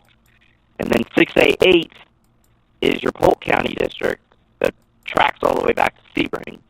So you've got your Sebring, Lake Wales, Lake Gibson, Auburndale, Lake Region. So that's your Polk County.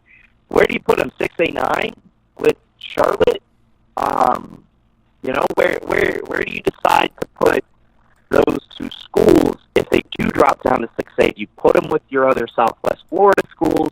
Do you put them with your Tampa? Do you rename 6A7 and just make it 6A8 just to have it make a little more sense? Plus, you've got, as you've numerous times, obviously, mainland, getting them back into the north side of the bracket, things like that. Where do you put a Braden River and a Lakewood Ranch if they move down into 6A? And where do you redistrict them? And aside from all of your other schools, because they're kind of stuck in the middle between your Hillsborough County district, and you can't really move them into 5A. I mean, unless Booker and Southeast and Bayshore's numbers rise, which I doubt they will. If those numbers rise, then you could create a new Manatee County district in 6A. But you've got to take from somewhere else, and you've got to maybe include a Hillsborough County school and a Polk County school or something of that nature. But with them being right in the middle and having no current 6A Sarasota or Manatee County school, district at this point, it's a little hard to kind of realize where would a good option be to put them. Right, and I think that's going to be the whole big issue at the end of the day is where can you put them, what thing. I'm going to look at some numbers. I've been doing a little bit of work with some numbers here, and I've got an idea floating around that I think the FHA needs to go 6+1 in football. 6 classifications for football plus your rural class, and then go with that. And that would help some things out, I think, in some ways of balancing things out in football, because that looking at that. But I mean, looking at some things here. Let me just take a look at some things here. Because the FHA enrollment numbers are very easily can be found. That you can pull them up on their website at fha.org. And this is the big question for me is where does a team like Braden River and a team like or a team like Venice, where do they go? I mean if Venice is last year 2174, they'd be right in the middle of what I would you would potentially call a Class 5A, and you know what? Let me a couple people in the chat have talked about Mainland and a couple other games, Mainland, St. Augustine, and those things. I think that Mainland district and District 13 and 6A needs to go to the north. Whatever district number that's going to be, I don't care. That whole entire district needs to go north. That district does not belong to the south. I could agree with that. I mean, that district has no business being in the south. I mean, Armwood's district should be in the Armwood's district. I mean, Armwood's district should be in the south for crying out loud. Right, and honestly, so should that Polk County district in 6A8 because of the Sebring connection.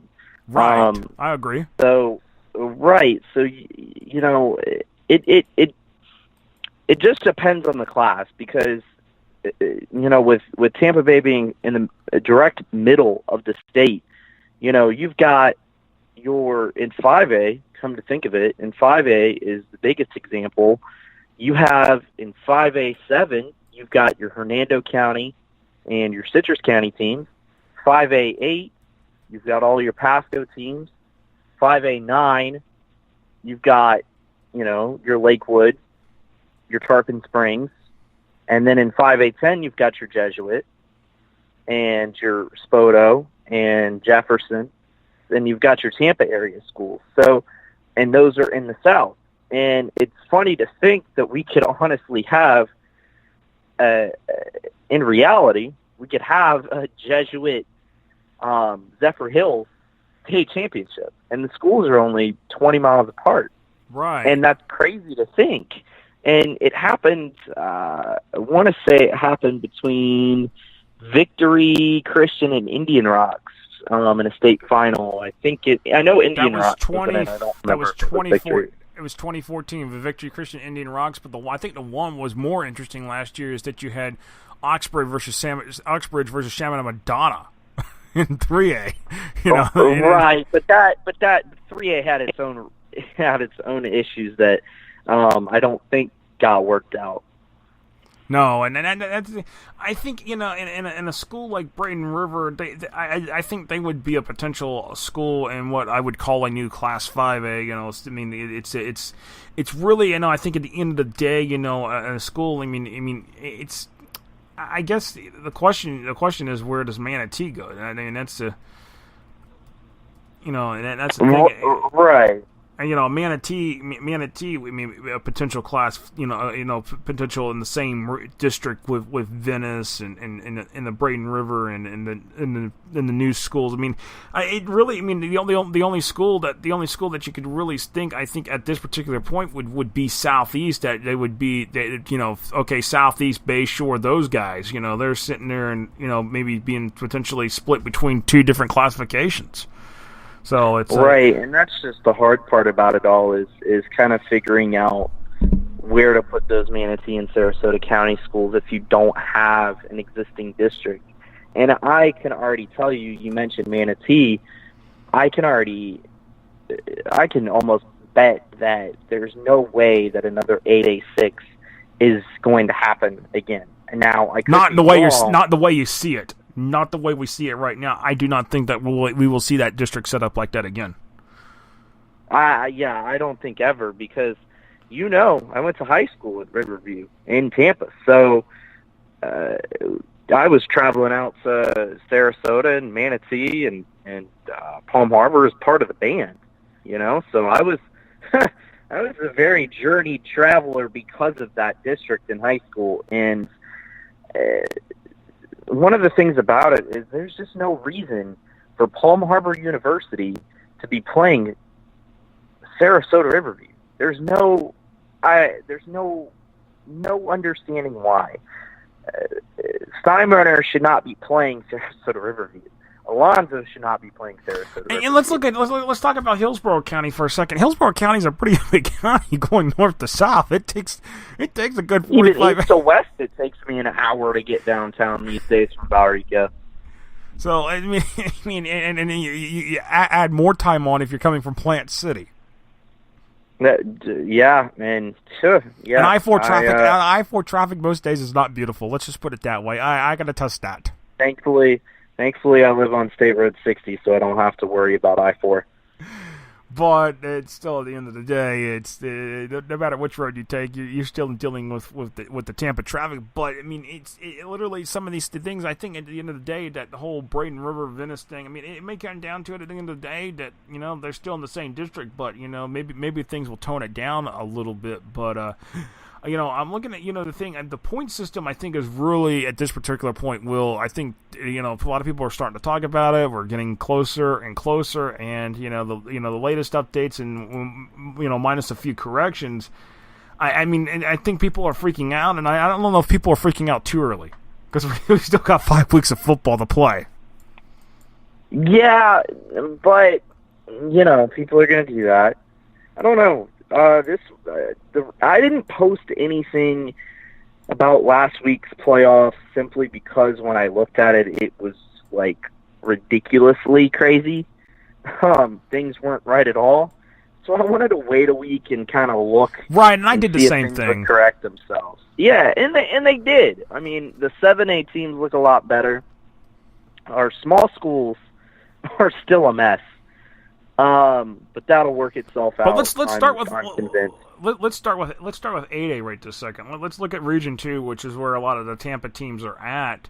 And right now, the 1 seed would be Vero Beach, 47-83. 2 seed would be Osceola out of Kissimmee at 41. A 3 seed would be Manatee at 38-17. Dr. Phillips, the 4 seeded at 38-00 right now. And then after that, the 5 seed Centennial at 42. Treasure Coast at 41-17 at 6. And Kissimmee Gateway at 40-33 at 7. And then Sarasota Riverview at 37-67. So that would be the teams in right now from Region 2, which I think that's probably a good representation of what you would expect. I think it's just, there is a couple teams that I think are overperforming this year to what people expected, Centennial being one of them. Right, and typically, at least in the last couple of years, 8A6 has sent just Manatee and Riverview out of Sarasota. And that game is going to end up being the end-all, be-all district, as it normally is. I don't see anybody else getting out of that district. They're wiping the floor with everybody, as they normally do. Riverview has Newsom. They travel to Lithia to play them. Manatee travels to Palm Harbor this week. I don't see an upset from either of those games. So next week, October the 12th, is Sarasota Riverview at Manatee. Sarasota Riverview usually has a difficult time playing at Hawkins. So I honestly think that Manatee might end up winning this district simply because Sarasota Riverview has been a little inconsistent just in their results. I mean, they lost to Venice early on. So I don't know what to think about Sarasota Riverview at this moment. I need to see, obviously, that October the 12th game. But it's going to be Manatee and Sarasota Riverview. Whoever wins that game will be the district champion, as it usually pans out to be. Just because those Hillsborough and Palm Harbor, they're not in the same league. Right, and I mean, I'm looking at Riverview, and I mean, there are 2 losses, Venice and then Palmetto. And I think that, to be honest with you, I think that Palmetto loss hurts more than that Venice loss, to be honest with you. Correct, because Palmetto may be a low Cat 2, maybe a borderline Cat 3 team at the end of the year. And I mean, Venice right now sitting at Cat 1 right now, and Palmetto sitting right now at Cat 2. So right now, that's probably the reason why. So I think the thing is just on edge. I mean, the next couple teams that are on, right there knocking at the door in the 9 and 10 spots is Ridge Community and George Jenkins. I mean, that's where we're at right this second. And that team right. And the name George Jenkins, we don't usually throw around talking about knocking door on the playoffs, but no, we don't. But George Jenkins has gone 4-1 in the first 5 games of the season that they have played. I mean, they did knock off Ridge Community, even though Ridge Community is sitting higher. This is how it works. It's district champs first, then the 4 wild cards. So I mean, the thing is that I think the next couple of weeks, especially we get through weeks 7 through 9, we're gonna really get a good idea who's really who's really in play and who's out of it. I mean, we can always, yeah. Jenkins has Lakeland this week at home. That's going to be a tough test. I don't think they win it. No. I don't think they're going to win it. They've got Haines City, Tenorock, and Point Siena at the end of the year. The only other Cat 1, potential Cat 1, Cat 2 team is going to be Osceola in Week 10. I think Osceola is going to be a Cat 1. But the 3 games that you mentioned before that, if Jenkins doesn't win those games, I would be absolutely stunned. I would be too. Now, look at Ridge Community. They have Bowles this week. So Bowles serves as Ridge Community's Lakeland. Or, excuse me, as George Jenkins' Lakeland. So this is a big week for both teams. So I wouldn't expect any major movement from those 2 teams since they're going to play Cat 1 teams. I'm assuming Bowles is good as usual. Well, Bowles is kind of like 2-2, 3-2 right this second. But I mean, you can't discount Bowles off yet. Right. And after that, Ridge has got a bye. Then they're home against Gateway, at Haines City, and at Winter Haven. So they've really got Bowles and Winter Haven left. Jenkins has Lakeland and Osceola. So if either one of those teams can nab an upset, especially for Jenkins, that would be a big one. But aside from that, I don't know if I see either one of those teams getting in, just considering the amount of talent, because there's no way I don't see 8A6 is going to take 2 teams. 8A8 is potentially going to take 3. Right, possibly. I think 8A8 is going to take 3. They're not going to. The only team that they would not take is Fort Pierce Central. That's probably where it's situated at. 8A5 is probably only going to take 1, and that's going to be Dr. Phillips. Dr. Phillips, despite the struggles of Dr. Phillips this year, Dr. Phillips will win that district just because they're the much better team of the 5 teams in that district. But I'm going to tell you now. Let's actually hold on 1 second. I want to bring Marty Palman in. He's actually got a chance to think. So let me go ahead and bring him in, and I'll bring you in. Let me try to see if I can merge these calls real quick here. All right, Marty. Hold on 1 second. Let me merge these calls here. See if I can merge this here. Hold on 1 second. Okay. All right. Yeah, actually, I've got Will Turner on, so give me 1 second. Hold on, let me think. Yeah, hold on 1 second. Let me do this. Let me call you. Let me call you back, okay? All right. Let's see. Oops, and we've lost the thing. Let me get these calls back in. Let's do this. Let me try to do 2 things because this thing. Let me see. Doing multiple calls. Let me see, try to get Will back on here in just a second. Oops, so we're trying to think, because it took the call off, and then gotta love Skype. Gotta love Skype sometimes. Let's do this. Let's try to do this. All right. Oops. Let's do it this way. Sorry about that, guys. Sometimes that's what happens on sometimes with everything going on, and let's thing here. Try to get.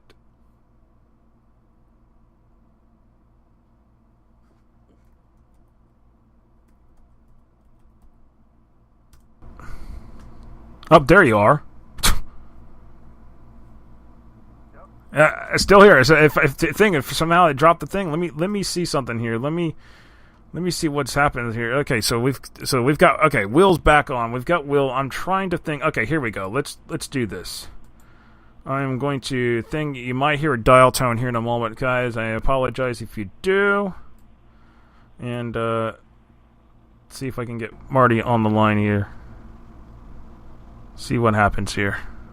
See if this works. All right, so.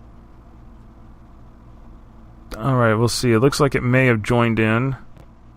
All right, there we go. I think we've got Marty in now. Yeah. All right. Hey, yeah, Marty, just to catch you up real quick, we're actually talking about some of the stuff with the point system. So I've got Will on, and we're talking about some of the stuff down in the Tampa Bay area. But we'll hit some of the other stuff going on, and you can chime in whatever you want to throw in on your thoughts.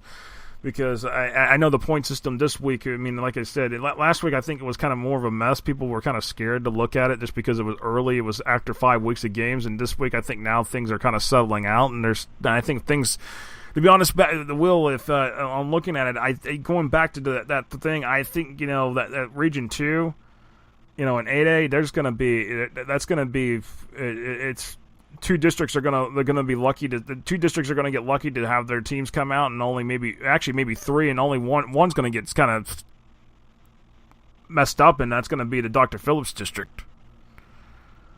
Yeah, but from what it sounds like, there's not a lot of other teams that can really hold its heat to it. I don't know. again, like I said, it's gonna take one of those 8A8 teams to slip up. So it's gonna take Centennial or Treasure Coast, because I'm not betting against Vero Beach.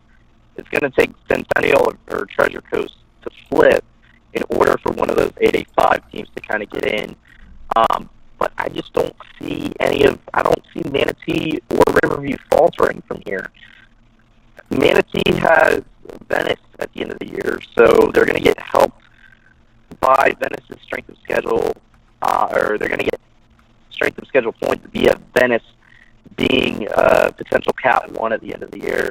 Riverview has Sarasota in their big rivalry game, so you could take that for what it's worth. But you look at the rest of their schedule, they had Venice and Palmetto at the beginning of the year, so it's one of those things, and it's hard too, especially for those 8A6 teams. They only get a couple of they only get the four non-district games. But Riverview at the beginning of the year, and this is going to hurt them strength of schedule wise if they don't win the district championship. They have Booker at the beginning of the year, so they need Booker to win out, which for Booker to do that, it's going to take down the stretch, they're going to have to beat, they've got DeSoto County, they've got Lemon Bay, they've got Southeast and Cardinal Mooney, so they'll get some points off that Braden River, DeSoto County, and Cardinal Mooney game, but Booker might have to win a district championship in order for that to pan out for Sarasota Riverview. Otherwise, Sarasota Riverview doesn't get the district championship, then they might be in trouble. But it just depends on what these other teams do. Yeah, I mean that's definitely the thing there, but that'll be the thing with that region. Actually, and then this I'm going to dive real quick on the other regions here real quick. I had talked about 8A1 earlier with ByCoreyDavis when I had him on, but Region 3 right this second, the thing, this would be the order of the seeds. Atlantic out of Delray Beach, Deerfield Beach, Plantation, Palm Beach Central would be the four district champions, and after that, Seminole Ridge, Wellington, and it would come down to the potential for a 7 or 8 seed between Piper and Western. So those two would have come down to pretty much a coin flip, because they cannot break the tie with the current number of Cat 1, 2, and 3 wins. But hopefully we do not have to see any coin flips this year to determine a playoff spot. That would be the worst case scenario. And in Region 4, the order of the seeds would be South Dade, Columbus, Belen Jesuit, Hialeah, Miami Palmetto, Miami Southridge, Coral Gables, Homestead, in that order. So that's what we got in Class 8A. Now, 7A, I had mentioned earlier with what's going on with that, with Region 1. The way it looks right this second, it would be Columbia, Buchholz, Edgewater, Lincoln, and then Lee, Oakleaf, Bartram Trail, and Fletcher in that order. But, Marty, actually, since you're still on the line, I mean, what do you think? Columbia's numbers actually improved. I think you forgot Buchholz there. But, Buchholz, Buchholz. Yeah, okay, so let me repeat it again. Columbia, Buchholz, Edgewater, Lincoln, and then it would be Lee, Oakleaf, Bartram Trail, Fletcher. Right. That's right. Otherwise, you've got it. But, well, that's what happens when you play a team that's ranked number 2 in the state in 5A and has won 4 state titles in the last 5 years. I mean, you lose, and that's the way the system works. Your numbers get better, and they only lost by 1 point to Trinity Christian. They got Columbia tried to go for 2 there in the last minute, didn't get it. So, that only helps their numbers despite the loss, and Columbia's continuing to pad their lead. And the thing is, their schedule, it gets a little easier from here on out, but with that schedule, I don't think anybody's going to knock them off that 1 seed, and I think Columbia's going to win out as well. But you mentioned the rest of those. I mean, you're looking at Buchholz, Oakleaf, and Bartram Trail. Who's going to win that district? I mean, District 3 and 7A, because they still have to play each other. And, Buchholz already has beaten Fleming Island. Fleming Island has now dropped down to the top 8. So Fleming Island's going to work their way back up after a loss last week to Oakleaf. Oakleaf has just been scoring ridiculous amounts of points. I mean, they scored 69 against Bartram Trail. They've been scoring over 45 almost every week, but they still have to play Buchholz. So that's going to be interesting there in 8A District 3. And then you mentioned Edgewater. It looks like it's between Edgewater and Lake Minneola to win District 4, but Lake Minneola's in pretty good shape as well to make the postseason. And then the only team right now that I see coming out of the Panhandle out of maybe District 1 or in Region 1 is Lincoln. Yeah, Lincoln definitely. Lincoln will be there, but Leon's not won many games. I think after that, it's like you said, Lake Mineola, Fleming Island knocking on the door. After that, it's pretty much it's no man's land at this particular point of who's sitting there in the mix. But Region 2 will. I mean, this is looking at Region 2. It goes. I mean, this goes order almost exactly down the line. Plant, Lakeland, Harmony, Vieira, Sickles, Martin County, Winter Haven, Lake Nona. It's very interesting. I point out about Winter Haven is that Kathleen beat Winter Haven this past week, but Winter Haven still has a higher point average. Right, because Winter Haven to this point has had Osceola on their schedule, and that's the big one that points out to me. They also had Lake Brantley. I don't know what their record is at the moment. But yeah, Winter Haven, here's the issue, is now Kathleen has a game in hand on Winter Haven, but Kathleen's got to go down and beat Lakeland in order for Winter Haven to be out of this. I think Kathleen has to beat Lakeland at the end of the year.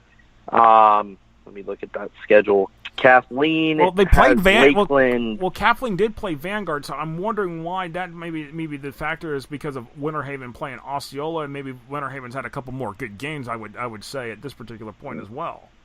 Kathleen has Lake Gibson on their schedule as well, and Lake Gibson is a Cat 3 right now. I want to say. Yeah, and that's not helping them because usually most years that game would help. Well, usually most years Lake Gibson would help, and right now, I mean, Lake Gibson struggled. I mean, they struggled against Lake Wells. So if that tells you anything, what that Lake Gibson is probably not going to be in the playoffs anyways this year, which is not going to help them. Correct, and I'm assuming we're going to talk about 6A here in a minute. Right, we are, Will. But yeah, Kathleen has Ridge Community on that schedule. At the end of the year, Kathleen has Lakeland. They also have Lehigh on their schedule. But it's going to take Kathleen beating Lakeland, I think, to really cement their case and getting in. Winter Haven, they had Sebastian River. They have Lake Brantley, Osceola, as already mentioned. They've got Lake Wales. So Winter Haven, probably at the end of the year, Winter Haven's going to have more Cat 1s when it's all said and done. Winter Haven has Ridge Community in Week 11 as well. But it's really going to depend on if either of those teams can upset Lakeland. I don't see them doing that because Lakeland's pretty good this year. I think if we're looking at a power ranking, I think Lakeland's the best team in 7A2 right now. I mean, you're right, and that's the thing. And Lakeland's got a running back that's approaching 1,000 yards now, as it is. I mean, he got the 7A Player of the Week award for Week 6, so that tells you something right there. What has Lakeland got going for them? And that's huge. Bowman's legit. Yes, I've seen Bowman against Plant. He's legit.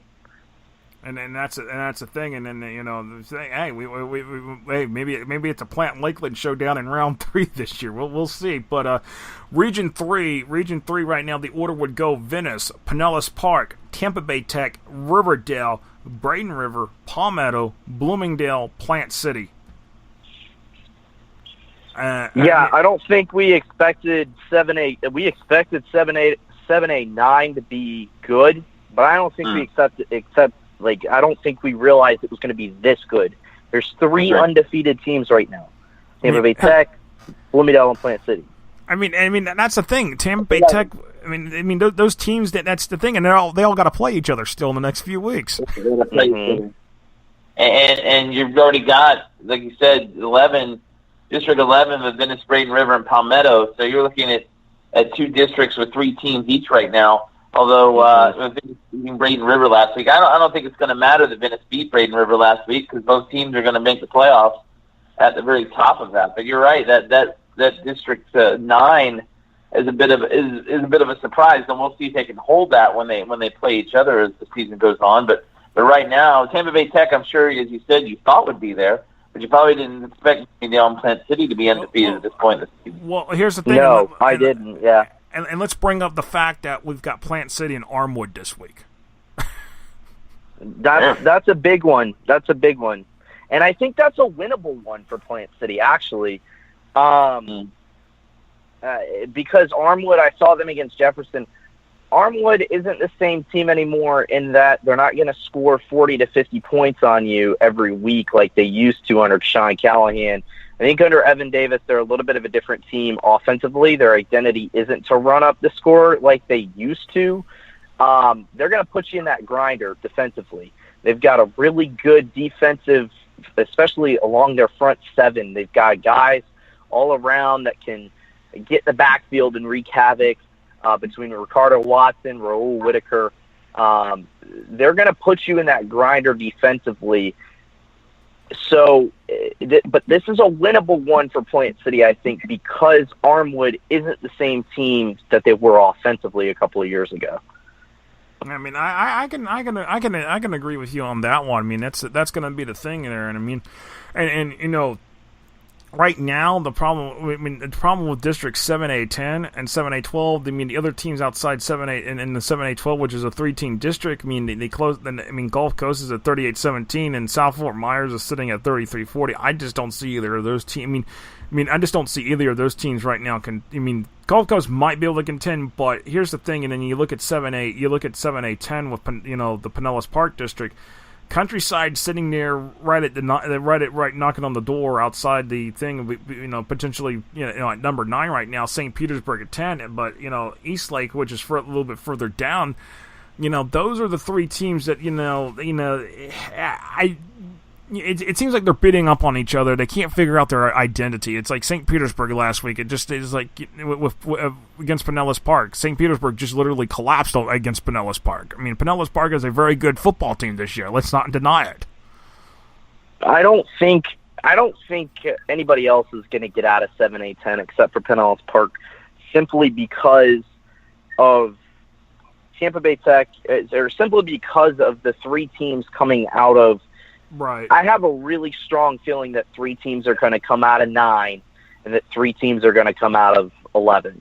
I have a really, really strong feeling, considering strength of schedule. Hillsborough versus Pinellas, obviously, we can have that conversation all day long.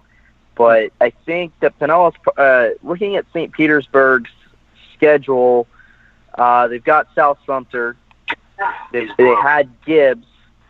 Boca Ciega is in a mixer right now. Largo isn't as good as advertised. Lakewood isn't as good as advertised. But I think that we'll talk about Park, that in a moment. But I mean, I'll tell you what. I think the shocker. I mean, you want to mention Boca Ciega? I think they really have kind of shocked a few people here along the way, especially what they did to Largo last week. I mean, they just literally they literally cleaned the clock on Largo, and nobody expected that. Right, but going back to 7A, I think three teams are going to get out of 9, and that's going to be Tampa Bay Tech, Bloomingdale, and Plant City. Your district decider for 7A9 is going to be that Bloomingdale-Tampa Bay Tech game on October the 12th, which is in 2 weeks. That's your district decider. I think whoever wins that game ends up winning the district. I could be wrong, but I think that game is your decider. But let's not count out in East Bay. East Bay probably won't make the playoffs, but they're going to cause some havoc. I just have a gut feeling. They can play a flanker here for somebody. Right. They're at Tampa Bay Tech this week. They've already played Plant City and Bloomingdale, but they put Bloomingdale in the grinder last week. They almost got Bloomingdale. So I think I don't know what to think about East Bay, but I ultimately think that I think East Bay is going to play a bigger part than we're realizing. Yeah, I mean that's going to be the big thing right there is that in that situation. But let's move on really quickly here. Region 4, the order would be right at the second: Dwyer, St. Thomas Aquinas, MacArthur, Durrell Academy, then Miami Springs, Forest Hill, Mater Academy, and then we have a situation where we have three teams tied for the 8th spot, and you would need a coin flip right this second. Olympic Heights, Fort Lauderdale, and West Broward all sitting at 36-80. And the ways to break the ties by going through the Cat 1, 2, and 3 wins, none of them have it. So it would come down to a coin flip. Yes. Really? I was wondering if we have coin flips, and I guess you can. I thought there had to be some sort of tiebreaker there. The tiebreaker would be, okay, go most Cat 1 wins, and then you go to the most Cat 2 wins, and then after that you Cat 3 wins, because then you can't look at Cat 4 wins. After that point, it comes down to the coin flip. Right. Well, at that point, I guess it's good there's 5 months in the season. So you can maybe have a tiebreaker between those 3, but yeah. You're right, and they're all from 3 different districts in South Florida, too, so that doesn't solve anything either. And, of course, you've got the 3 teams from District 16 in Region 4. Miami Springs, Minor Academy, and Doral right now that are in. Yeah, I mean that's the thing. It's really those. It's one of those things. But let's go to Class 6A. Let's try to roll through some of these here. Class 6A Region 1 right now, the way it would set up right to second: Pine Forest, Navarre, Niceville, St. Augustine, then Escambia, Gulf Breeze, Crestview, and Pace. It would be pretty much a panhandle showdown minus St. Augustine in that region. Right, and St. Augustine is going to win that district. Despite the fact they're only 2 and 4 overall, they're going to probably win District 4 because it's that weak at Rice. Right now is the only other team close. Middleburg, Nice, and Inglewood are well down the list. Nice is winless. Middleburg and Inglewood have 1 win. So yeah, it's St. Augustine's going to make the postseason, pretty much winning District 4. And you're right, they're going to be the only team from there. The rest is going to be the Panhandle. I mean, they got to figure out District 1 between Pine Forest and Escambia.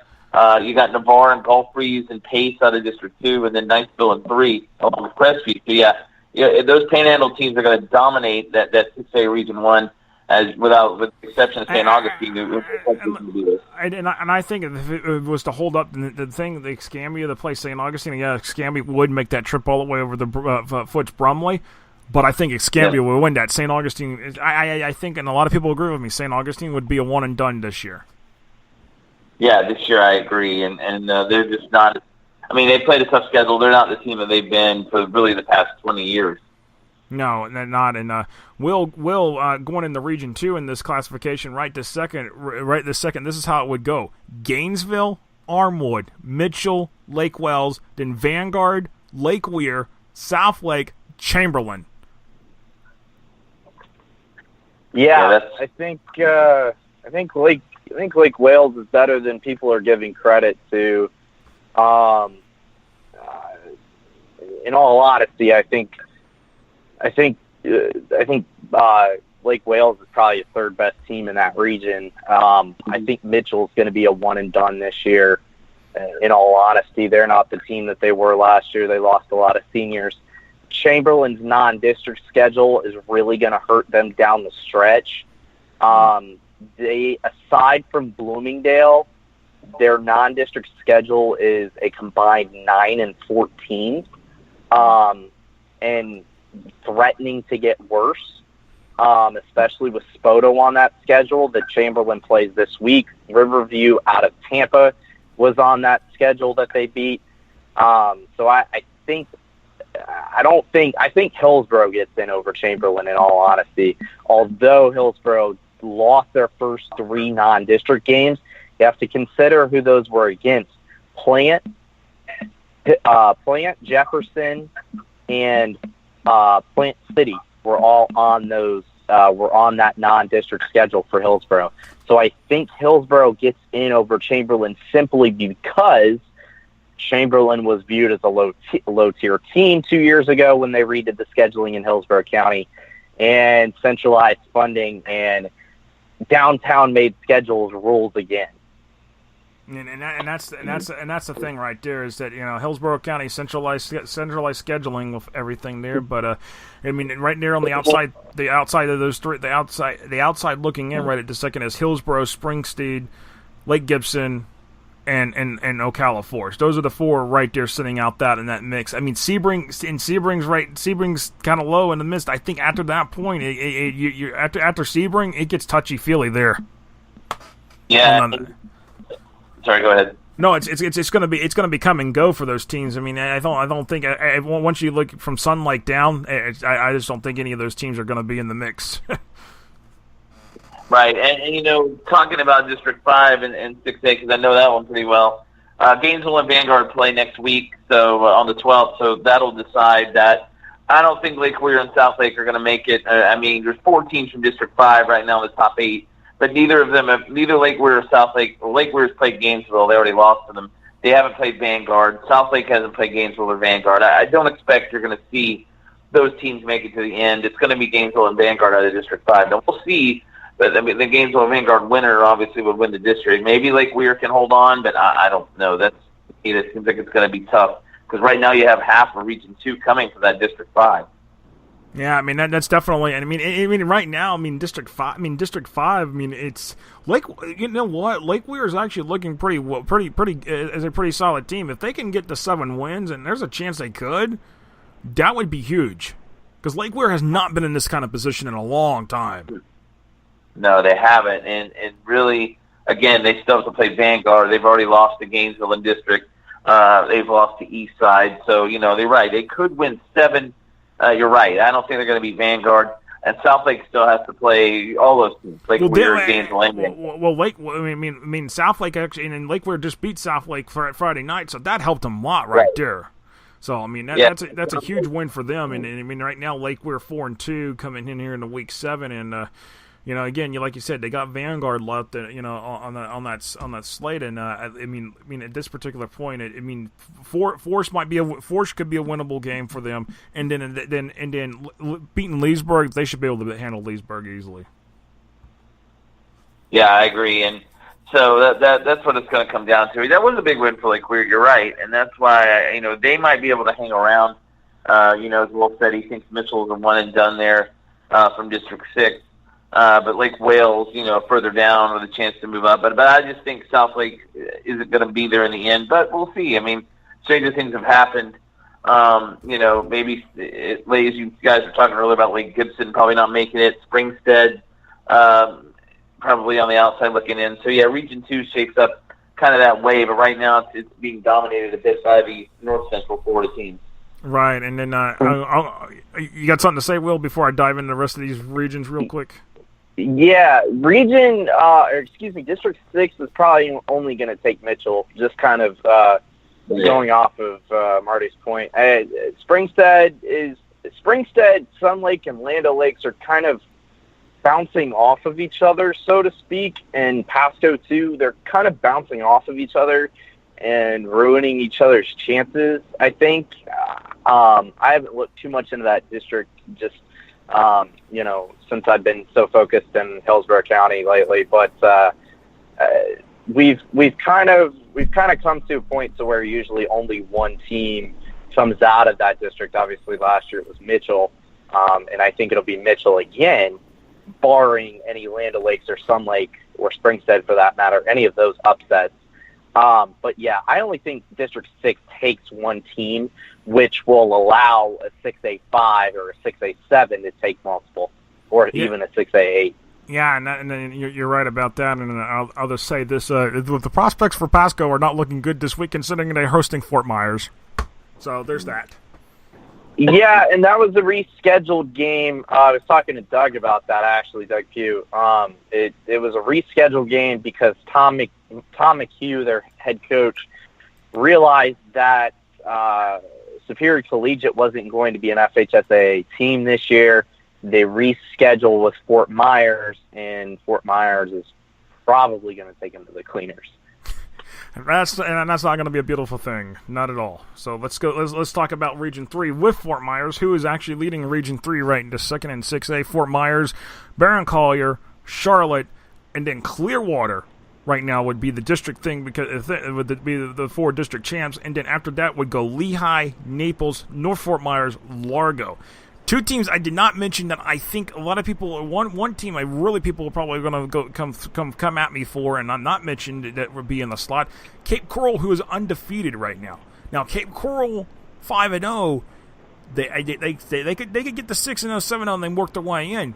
They still got to deal with Charlotte in that district in 6A10. Bogosiga, another team that I mean, they're probably looking at it like, okay, we just beat Largo and we're still not ahead of them.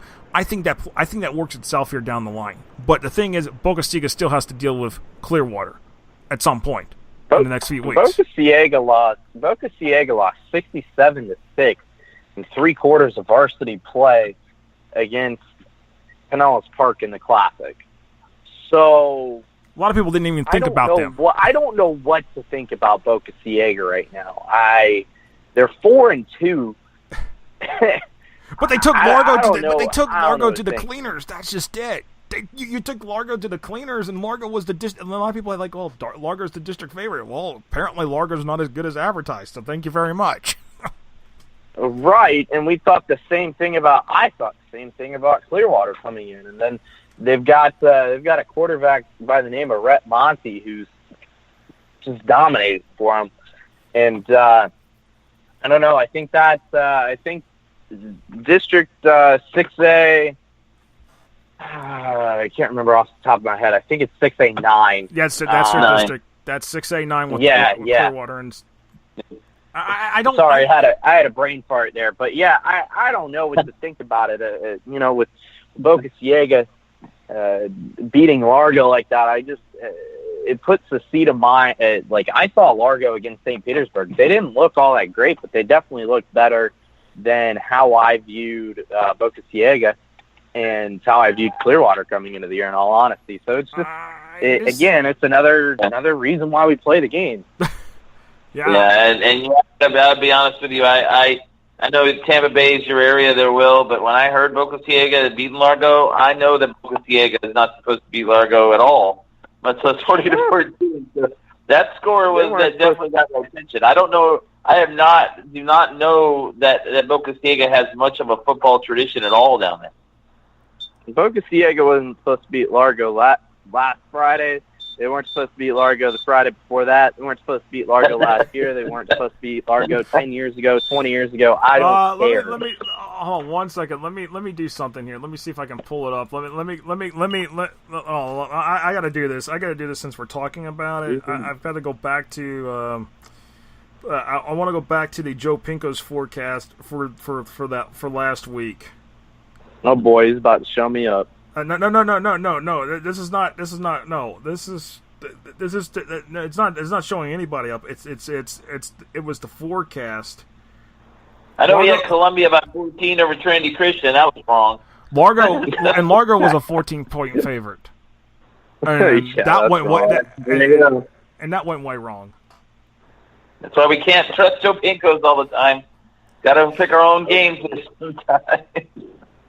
Just take your picks and roll the dice sometimes. That's how they say it. Let me get a Region 4 here real quick. Region 4 in the order: Miami Central, Miami Carroll. Miami Central, this is the way it would be. Miami Central, Mainland, Palm Bay Heritage, Dillard, then Miami Carroll City, Miami Northwestern, Jensen Beach, who actually there is a 3-way tie for 7 and 8.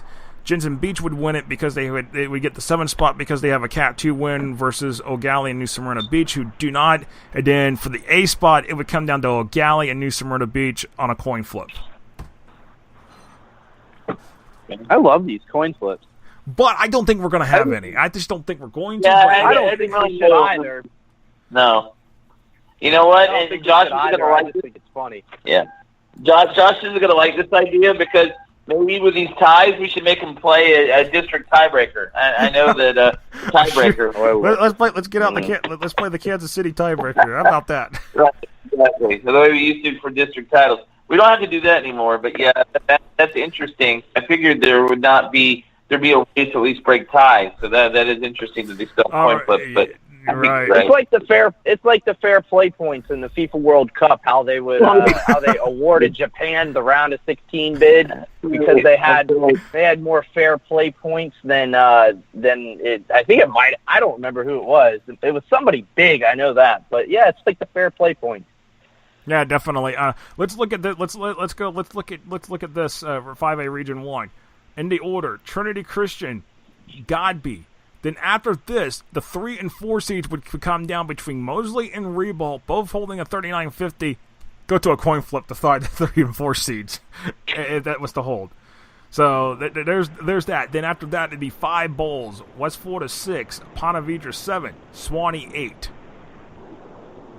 Yeah, how about Revolt and Swanee? Those are two teams I would not expect to be there, but they're in the same district, and Revolt's already beat Swanee, so I would say Revolt's going to win District 3. It's the same kind of scenario where their record's only, I think, 2-4, but they've got a district that includes Stanton, Yulee, and Paxton, and Swanee. Those are not very good teams. So, looks like right, and I was just going to say this: the only team that's sitting right now, looking at that's going to contend to have a spot is Wakulla at 3,700. After that, there's almost a 3-point, well, 2.5 point difference, because Wakulla's at 3,700. Then you go to Stanton, who's the next in line, and they're 3,480. Right. Well, and also, again, you're looking at District 4 and 5A, Region 1 getting 3 teams. Trinity Christian, Bowles, and Ponte Vedra. That was what happened last year. And now Trinity Christian's already beaten Bowles. They still have to play Ponte Vedra. Bowles has to play Ponte Vedra as well. So, yeah, it looks like those 3, again, have a chance to make it. We'll see if Swanee hangs on or if Wakulla can make a move because, yeah, it's going to be between Gavi and Wakulla in District 2. But and then West Florida and Mosley way out in the Panhandle in Region or District 1 looking pretty safe right now. Unless Pensacola can make a run, but they're way back, as is Arnold. Yeah, definitely. So that's the same thing about it. Going into Region 2, which involves some of the Jacksonville area going down to the North Sun Coast. Right now, in order: Nature Coast, North Marion, Baker County, Zephyr Hills. Do note that North Marion Eastside, we're supposed to play last Friday, have not played. They'll play tomorrow night here in Gainesville at Citizens Field. So that's the order right to second of those 4 teams, and then after that it would be Menendez, Crystal River, Orange Park, Palaca. Orange Park, yeah, how about that? The old alma mater is getting in there right now, and they're 5-1 with the only loss coming early in the year to Oakleaf. But Josh, I know I'll be seeing you at Citizens Field tomorrow night for that North Marion Eastside game, which was supposed to be played last Friday, as you said.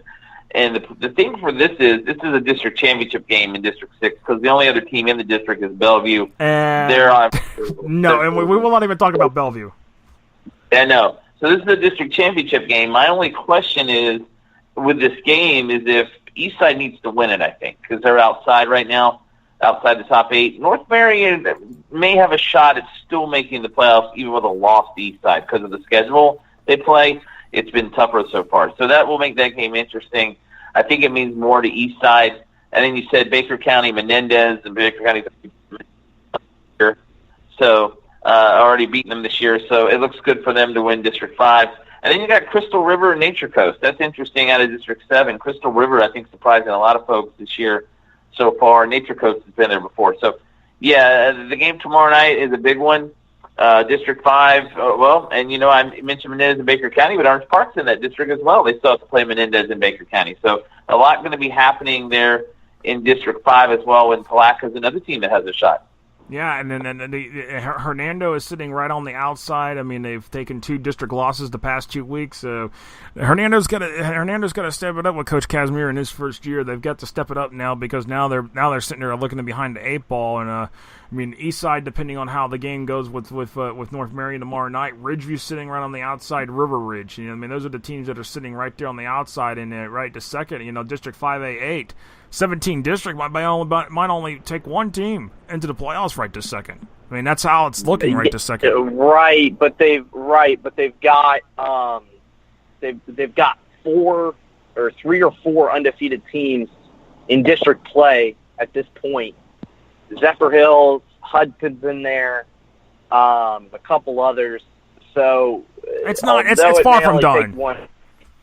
It's far from done. There's still a talent. One thing you forgot to mention on 5A7 that I might add, Nature Coast Tech has a game in hand on Crystal River after beating them in overtime. Correct. So Nature Coast Tech right now is on track to win 5A7. Right, and that's the thing, and that's where I got them.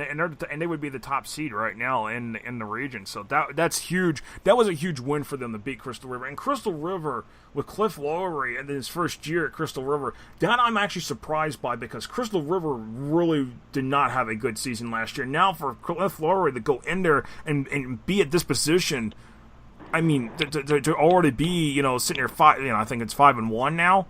I mean, right. It's that's for me. It's like Crystal River is really, I'll put Crystal River in the hat of the most one of the most improved teams this season.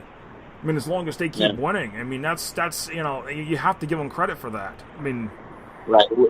And Will, Crystal River has the one loss I forgot to say. That was the Nature Coast. So yeah, that does put the Sharks in good shape. But you're right, Josh. I agree. Crystal River has been a nice story this year, and they've had a lot of coaching changes. Let's throw Orange Park into that list too, by the way. Oh yeah, I mean, I don't think anybody expected. Orange Park won one game last year, and that was against. Well, I won't say that was against because. Thanks a lot. Josh, it's my alma mater. Yeah, but I mean, Orange Park has been a surprise this year. I think at 5-1, that Coach Tom McPherson, who had a lot of good years there at Ridgeview, led them to the playoffs many years, went right down the road to Ridgeview's rival, and last week Orange Park took Ridgeview to the woodshed. So, the Raiders are 5-1, but again, the problem for Orange Park is they still have to play Baker County, Menendez, and Palatka in District 5, so it's going to be tough.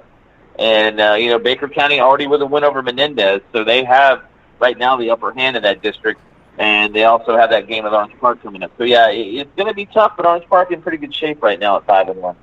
Yeah, I mean, definitely indeed, and that's the way it looks in Region 2. Let's look at Region 3 here in 5A, which, here's some more Tampa Bay area teams in this that'll be in this position. Hardy right to second. Hardy would be the top overall seed. We go Hardy, Jesuit, Lakewood, Dunbar, and then after that it would be DeSoto County, Jefferson, Booker, and Immokalee. Jefferson's schedule really difficultly, and they're not districts. Or they were scheduled. Let me revise that. They were scheduled really tough this year. On paper, they've got one of the speediest teams in Hillsborough County. Between Amarian Brown and Joe Hodge, Nico Duffy in the backfield, they basically, if you had a 4x100 team, like their 4x100 100-meter team might be one of the favorites at state track and field finals in May. But it's football. You don't need just speed, obviously. But Jefferson had a ton of transfers this year, which was something that they hadn't had in the past. Tyler Thomas, the quarterback, transferred from Hillsborough. Joe Hodge and Maureen Brown, I mentioned before, they transferred from Tampa Catholic. Amarian was originally at Jefferson, and then he transferred to TC, and then he transferred back. So, he took Joe Hodge with him. They've got a new coach in Joe Medulla after Jeremy Earl left. He's definitely not doing a bad job. They had a chance to beat Armwood. They just had a really bad first quarter. They got sacked 4 times on their first 2 drives. So, and Armwood strictly played that first quarter inside their 25-yard line. Inside the Jefferson 25-yard line. So Jefferson is better than their record tells me. Now, Jesuit beating Jefferson tells me how interesting this district is going to play out. Jesuit is one of my surprise teams so far this year. I know they finished 6-5 last year, made the playoffs, lost to Lakewood in the first round, and a heartbreaker. But Jesuit, the instability at quarterback was the biggest thing that we were concerned about with them, and if they were going to be able to do what they had, the past 2 seasons, making it to the state semifinal, losing against Bishop Moore, losing against American Heritage. That was their biggest question mark, was the play at quarterback, especially after Danny Boone graduated in 2017. Well, let me go ahead and throw this in there. Another great game this week in the state. 2 undefeateds. Jesuit and Kissimmee Osceola going at it this week. That will be. That's a Corral, right? That's in Tampa, right? I believe it is at the Corral this year because last year it was at Kissimmee, so they were there at Osceola. So this was a 2-year deal that they put on the schedule. So this is gonna be a points game here for both schools, and I mean for Jesuit, I mean they get a win here. This is going to boost their point average. This could put them in the range to contend with Hardy for a 1 seed. This is a measuring stick game for Jesuit at the same time too. We need to see where they're at because they've played Ridge Community and Ridge Community looks to be down. Right. They've got the one thing that Jesuit has at the end of the year is they have that game against Clearwater Central Catholic. They have that game against Tampa Catholic at the end of the year. So there's a lot for Jesuit down the line, but this is a measuring stick game, especially you're going 3 classes up. That's the other thing too, is you're a 5A school. Granted, not truly a 5A school because you're an all boys, you're doubled your population, but you're playing a school that's in all reality 4 times your size. School that's in all reality that's 6 classes above you if we were to really classify Jesuit as a 2 or a 3A. This is a really interesting game just to see what they've got going. Kyle Kelly, who's the quarterback that I was mentioning, the quarterback play, he's been the answer. I think he's got like a 7-to-1 touchdown to interception ratio. He's already thrown for 800 yards. Ricky Parks has been really solid in the run game, over 400 yards rushing thus far. Their defense is always going to be solid under Matt Thompson, who's one of the best defensive minds in the state, coaching-wise. So I think Jesuit's going to be fine. I think even if they lose to Osceola, I think they're going to be fine. Yeah, I mean that they'll be fine. They're going to still be in the mix. I think it's just right to second here. The separation between Hardy to Jesuit right now, on the average is that Hardy's at 45-40, Jesuit is at 39-40. And Hardy, a lot of people, you know what? And I'm going to admit this. I put Jesuit in the rankings earlier before anybody else did in terms of the AP poll. I mean, I took a chance on Jesuit. I said, you know what? Okay, Jesuit's looking pretty good. I'll throw them in the lower end of the 5A rankings. Sure enough, I mean, I feel like that's been paid off so far. Give yourself a pat on the back there, Josh, for being on top of the. But I mean, Hardy's another team I took a risk early on, and they're showing it. They're showing it as well. I think it's I mean, if there's anything, I did not take the bait of ranking Miami Jackson like the AP poll did. Everybody took the bait down. Everybody took the bait on that one to rank Miami Jackson early. They thought, Miami Jackson's got this good defense. Miami Jackson started off 3-0, and then they have dropped their last 3 games. So it's that tells you something right there. It's like if they had beaten like Cardinal Gibbons, which they lost to, I probably wouldn't be sitting here telling you this. That's the story. So it's like I look at it's like, okay, I'll look at the team and ranking them if you want to start hyping them up once they beat the teams that they have not been able to beat the last few years. Once they start doing that, then we'll talk. That's how I look at it. And you have to look at it that way. You can't just say, oh, well, they're going to be the best team in there. They're going to be one of the best teams in your region. You can't do that. You got to beat the teams that are beating you first, then we'll talk. But that's a look at Region 3. Region 4, this is how it would look in Region 4 and 5A. Rockledge, American Heritage, out of Plantation, Jones, and then Fort Pierce Westwood. Now, get this, Westwood is all the way further down than almost any of the other schools that are going to be mentioned here in the 5 through 8 seeds. Cardinal Gibbons, Coconut Creek, Space Coast, Hallandale. Westwood sitting at a 3,700, but they would be the district champ, and that's because of their of just the way it is. They're that district's so off down there. I can't wait for reclassification because this would fix one of those. That's one of the districts that has to be fixed. So yeah, I told you those small schools are silly right now. Yeah, that's the way it is. But that's Region 4 for y'all. Let's go into Class 4A now. This is pretty much set in stone the way it is. It's 6. I don't think it's because there's no districts involved. It's down the order. It's down the line. It's the way it is. Region 1 and 4A. Let's go straight down the line with this. And then Will, I know we had, there was a little Twitter debate earlier about all this, and I briefly touched on it. It's in 2A. Well, there's several here. So then actually the first one comes up here in this one in Region 1 in Class 4A. Okay, Rains, West Nassau, Rutherford, South Walton, Mariana, Gadsden County. That's your order. Gadsden County. They have not won a game. Welcome to the new system where playing teams and losing helps you. Good teams you lose to, and you're there. But I think in the sense Gadsden County has played a tough schedule. But I think if they keep losing games, they are going to fall further down, and then a team like Andrew Jackson will eventually move up. You gotta win a game to get into playoffs. That's the issue. What's the point of being in the playoffs? I think this is where this also shows you the issue of we're in our smaller classifications. I think this is where the FHA needs to abandon the 2/3, 1/3 rule of dividing these classifications up. Abandon it because apparently you look at it. Well, what do you got here? Not a good situation. Well, and you're right. Gadsden County has played Leon, Mosley, Rickards, Wakulla, and Florida High. These are all teams from higher classifications at this point, with the exception of Florida High. So, yeah, it's not, you're right, but it's hard for me to have to pin the team at 0-5. I just can't.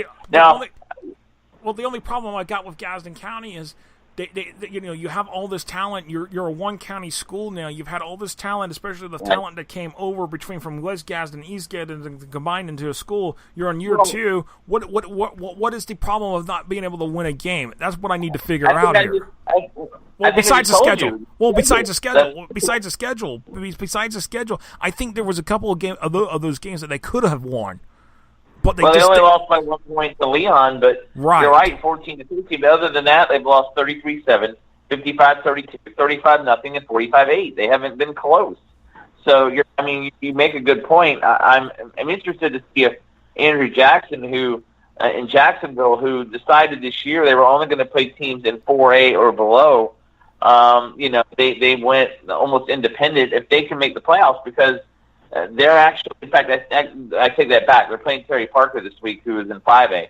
That's the only team that they're playing above Class 4A this season. So, yeah, Jackson, I think you're right, still has a chance. Interested to see that because their program has really been down, but I don't think Gadsden, there's no way you can have a 0-10 team in the playoffs. This is why we changed the system in the first place. They had 1-9 teams making the playoffs from 3-team districts. I don't see how that can happen. And you know what? Looking at their schedule the rest of the way, I don't know who they're going to beat. Maybe Rutherford, Gulf Breeze they're not going to beat. Probably don't beat Eastside. Childs, no. Mariana this week, maybe. You're looking at a chance to go winless, and I think if that continues, they're going to drop out of the top 6. Yeah, and that's the thing. And so that's going to be the thing. And going back here real quick, let's look at the rest of these regions. So because I only got so much time left before I have to sign the show off. So let's do this. Right. We've gone over tonight, but it's been good with all this discussion. Region 2. I wonder why you're finally able to get over the your time limit. It's because I actually have a 3-hour time limit on the window, so that's the thing. So. Oh, yeah. I was bringing up another point, but yeah. Okay. Okay. Yeah, we could go all night if we had to. But okay, Region 2. Okay, Region 2 right now in the order. The Villages, Santa Fe, Bradford, Dunellen, PK Young, South Sumner. And PK Young would be just slightly ahead of South Sumner despite having the same point average. So, but I think this is going to change this week. I think some teams like Dunellen may finally jump here back up. The Villages, I think, because they play Umatilla this week, their point average is going to sink. So it's just a matter of time. I think these next few weeks are going to shake up these regions with when teams are finally getting the games in that may not be necessarily good quality games, I should say. Well, here's the thing, guys. Here's the thing. It's week 6. Right, you're right. About to be week 7, and we're concerned about winless teams in the playoffs, and we're still 4 weeks away from it. You're right. That's what we're just looking at and freaking out, and then we're like, oh wait, there's another month of the season we got to play. Right, and that's the thing, and I think we'll get a good general idea like after week 9, just okay, who is really still in the hunt and who's really out of it? Because at that point, some teams are going to be like you already know what category they're going to finish. So that's kind of like how we're going to figure it out. But from there, Region 3, the order would be Avon Park, LaBelle, Bishop Verrett, Cocoa, Astronaut, Oasis out of Cape Coral. That's your 6. I'm so proud of my Astro boys. I will say that. I know I'm supposed to be unbiased, but I am so proud of those guys. Justin Worden. You are not nobody listens to me. Justin Worden is going to put a winning product on the field wherever he goes. He did it at Nature Coast. He's going to do it at Astronaut, and they have the potential. With the way their schedule looks out for the next couple of weeks, they've got a chance to be a 2nd or 3rd seed when it's all said and done. And you know what? After this season, he can go get Coco back on the schedule. Oh, I know for a fact he wants that game. He tells me that once a week. So I mean that's a game that should have been on the schedule, and I don't believe he made the schedule last year because he got there after the fact, and once the schedule was set, and Coco was nowhere to be found, but I think that's a good little rivalry between Coco and Astronaut when they do play, because that can be a fun showdown there. But that's the order of the 6 is Avon Park, LaBelle, Bishop Verrett, Coco, Astronaut, Oasis. So and if you look at it this way right now, Coco and Astronaut would play in the first round. Right. Yeah. Well, that win for Astronaut over Oak Alley really speaks to just kind of what they're doing and how. And I'm no Alan Zlotowski, but I know a little bit about Brevard, considering I've covered Astronaut the past couple of years. Their win over Oak Alley, because I read the Florida Today article.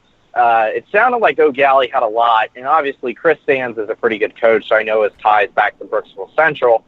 So I know Sands is a pretty good coach, and he's going to build a good program over there at Oak Alley. But the fact that Astronaut beat them kind of speaks to, that smaller school. They don't have a whole lot of Division I prospects. I don't even think they have one player with a Division I offer at Astronaut right now.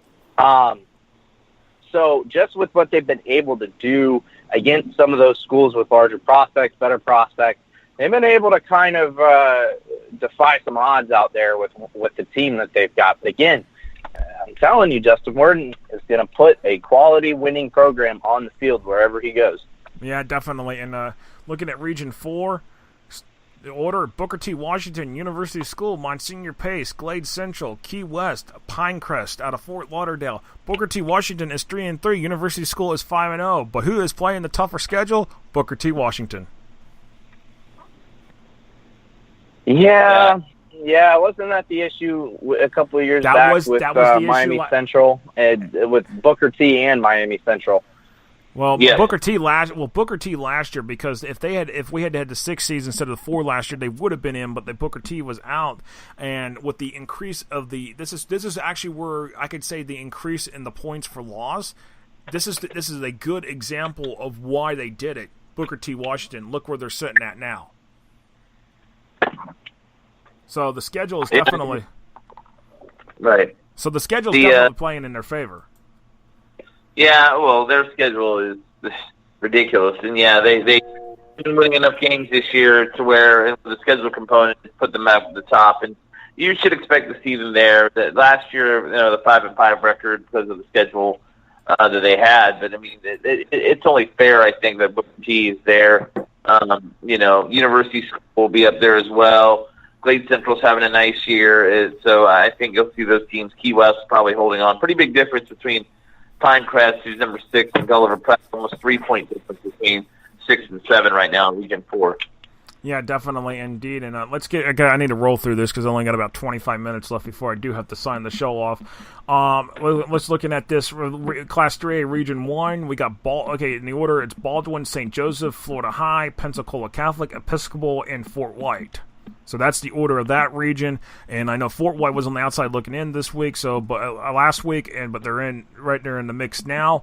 And Baldwin, some people think Florida High is the best team in that region. I think Florida High is the best team in that region right this second. Baldwin the close second. I don't think St. Joseph's the second best team right this second, but I think in the next few weeks we'll see this shake out and it will shift around. So.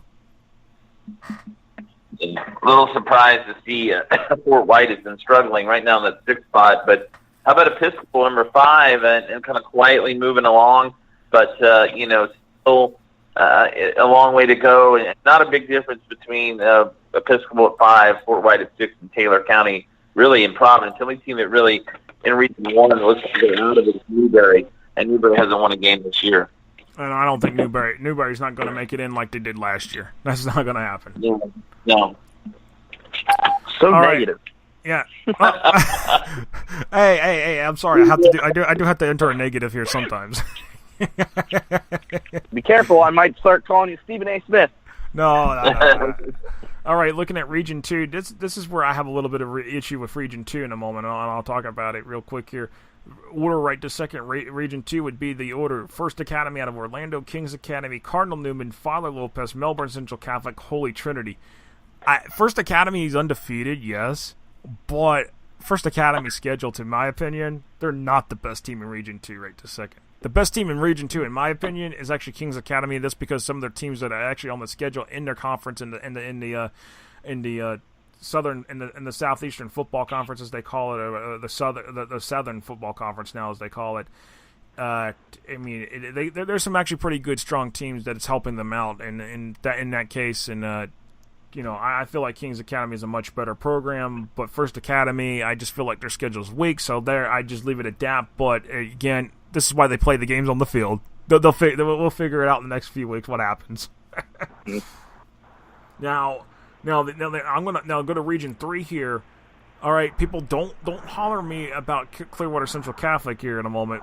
But Cardinal Mooney. I know for a fact Dan Krause is listening right now.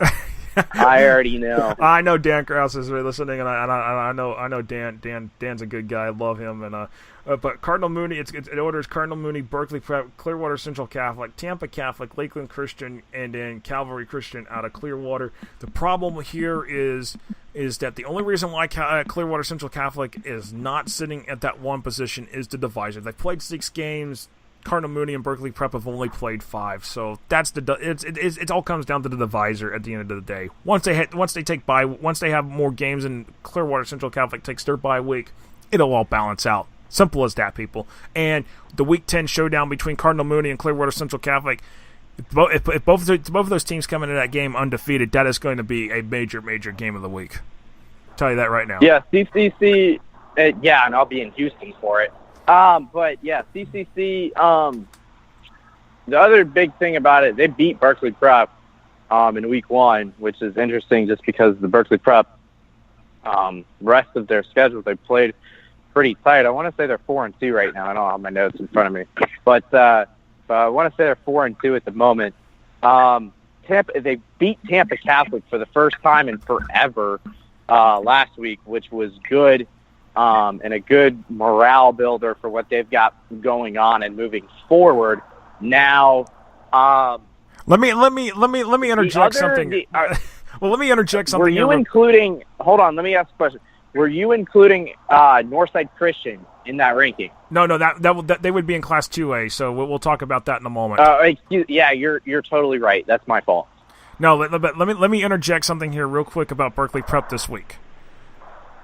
They're hosting Miami Edison. We've got Dom Sayo. We got Dom Sayo going up against Uncle Luke. How about that? Yeah, that's yeah. Because originally it was an open date, and I'm like going through my rankings today, or my schedule today, and I see that, and I'm like, what? So that'll be a good one.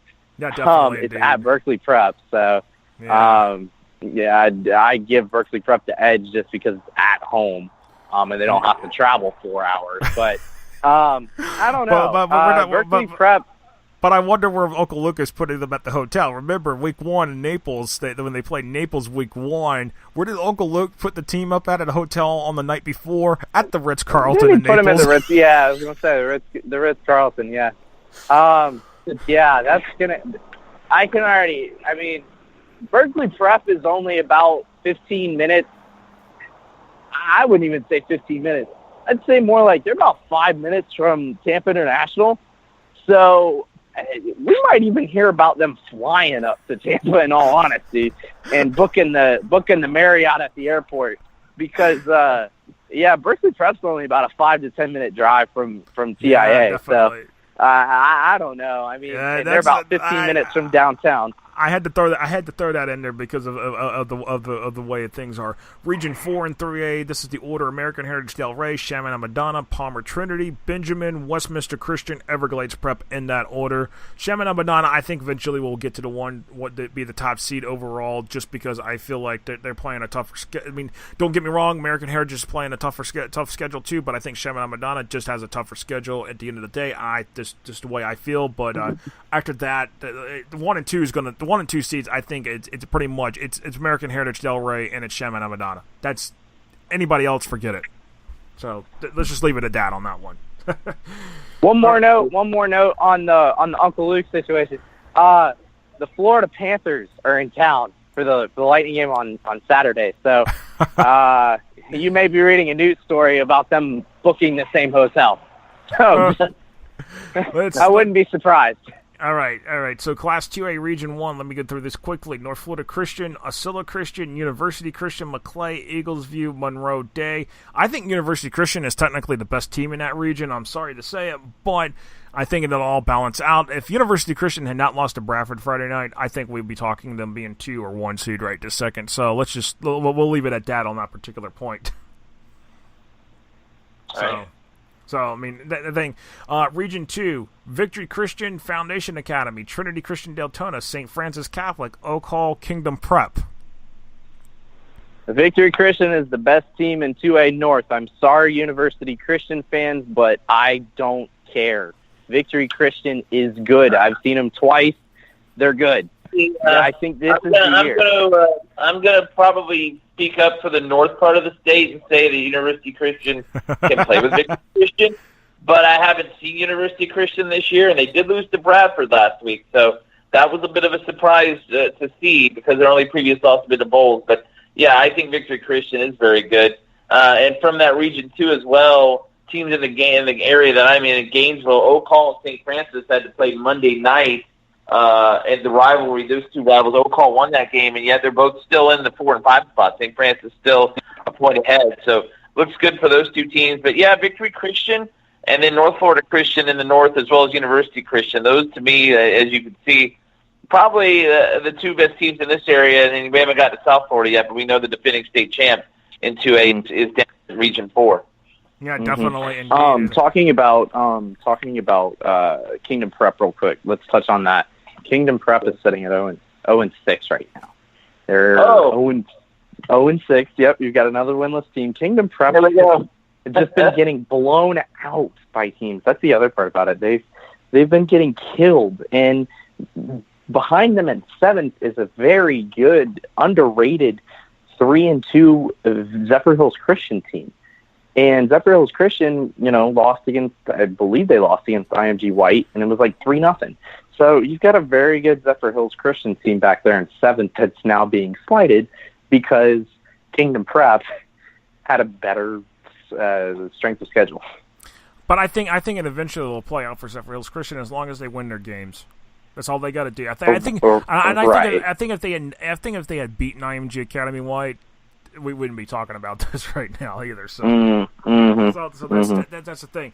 Region 3 and 2A, Sefner Christian, Carrollwood Day, Northside Christian. We will mark Northside Christian as we'll put a star on that. Come back to that in a moment. Admiral Farragut, Cambridge Christian, Evangelical Christian, Southwest Florida Christian, and it's Southwest Florida Christian. Now, here's the thing I pointed about Northside Christian. Northside Christian is technically ineligible for the playoffs right now.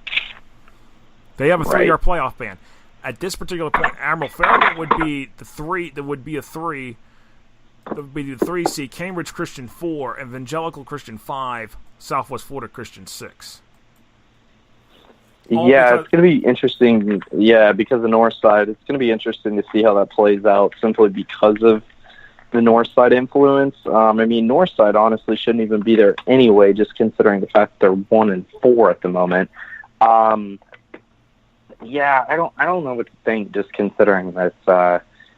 That's a weird region. You said that Northside Christian has a postseason ban, right? I just heard you say that, right? Yes, correct. So why? Okay. Now, in that case, and this is something I may need to talk to the FHSA about. Why are they even in this? I don't even think I would rank them because I'm looking at this going, okay, well, there's your third seed, and I don't know why they'd even be in the points. I mean, if they're not eligible, what's the point of having them? They were appealing it, if memory serves. Okay. That might be why. That makes more sense. I would say otherwise, if you already have this ban in place, there's no reason to even have them in there. So I understand. That makes more sense to me. So we'll move on from there. But I'm saying if it's for certain is that they have a postseason ban, I wouldn't even have them. I wouldn't have their points added up. That's just me. Definitely. Another note on 2A3 before we move on. The top two seeds in Sefner Christian and Carrollwood Day.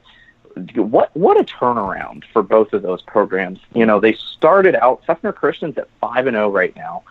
Carrollwood Day is 4-1 pending a game against Admiral Farragut that was in a rain delay. And that got postponed to tomorrow.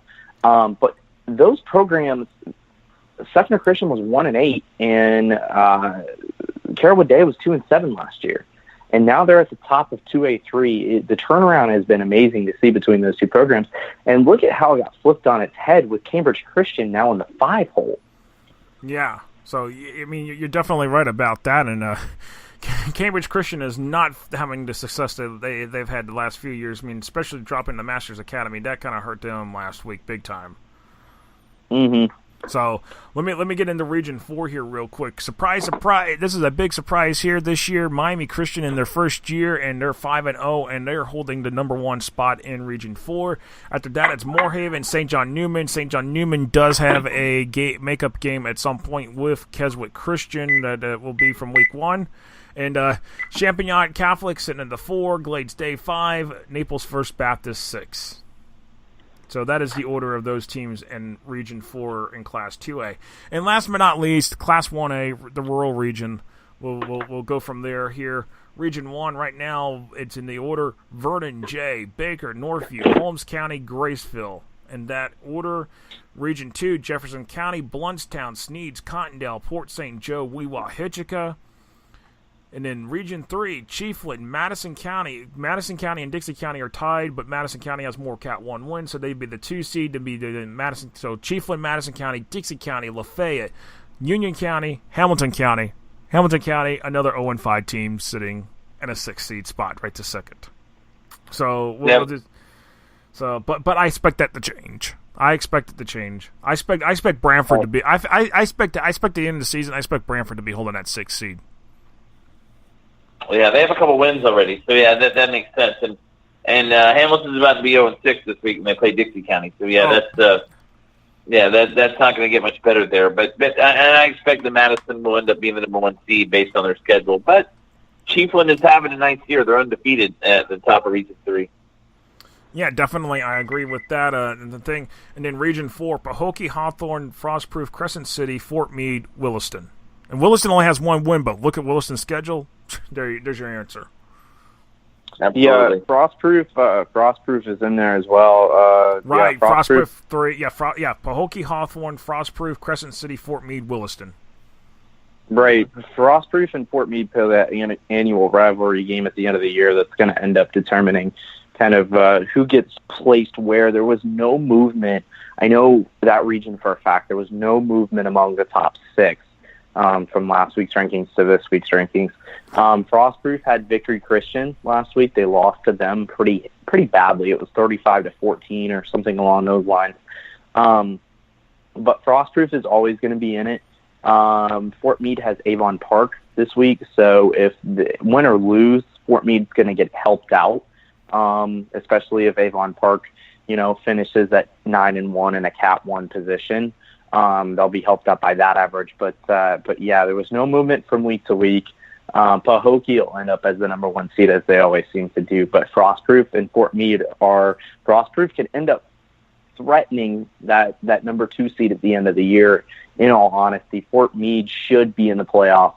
They may have a losing record while doing it, but this Avon Park week is going to be a big one to win.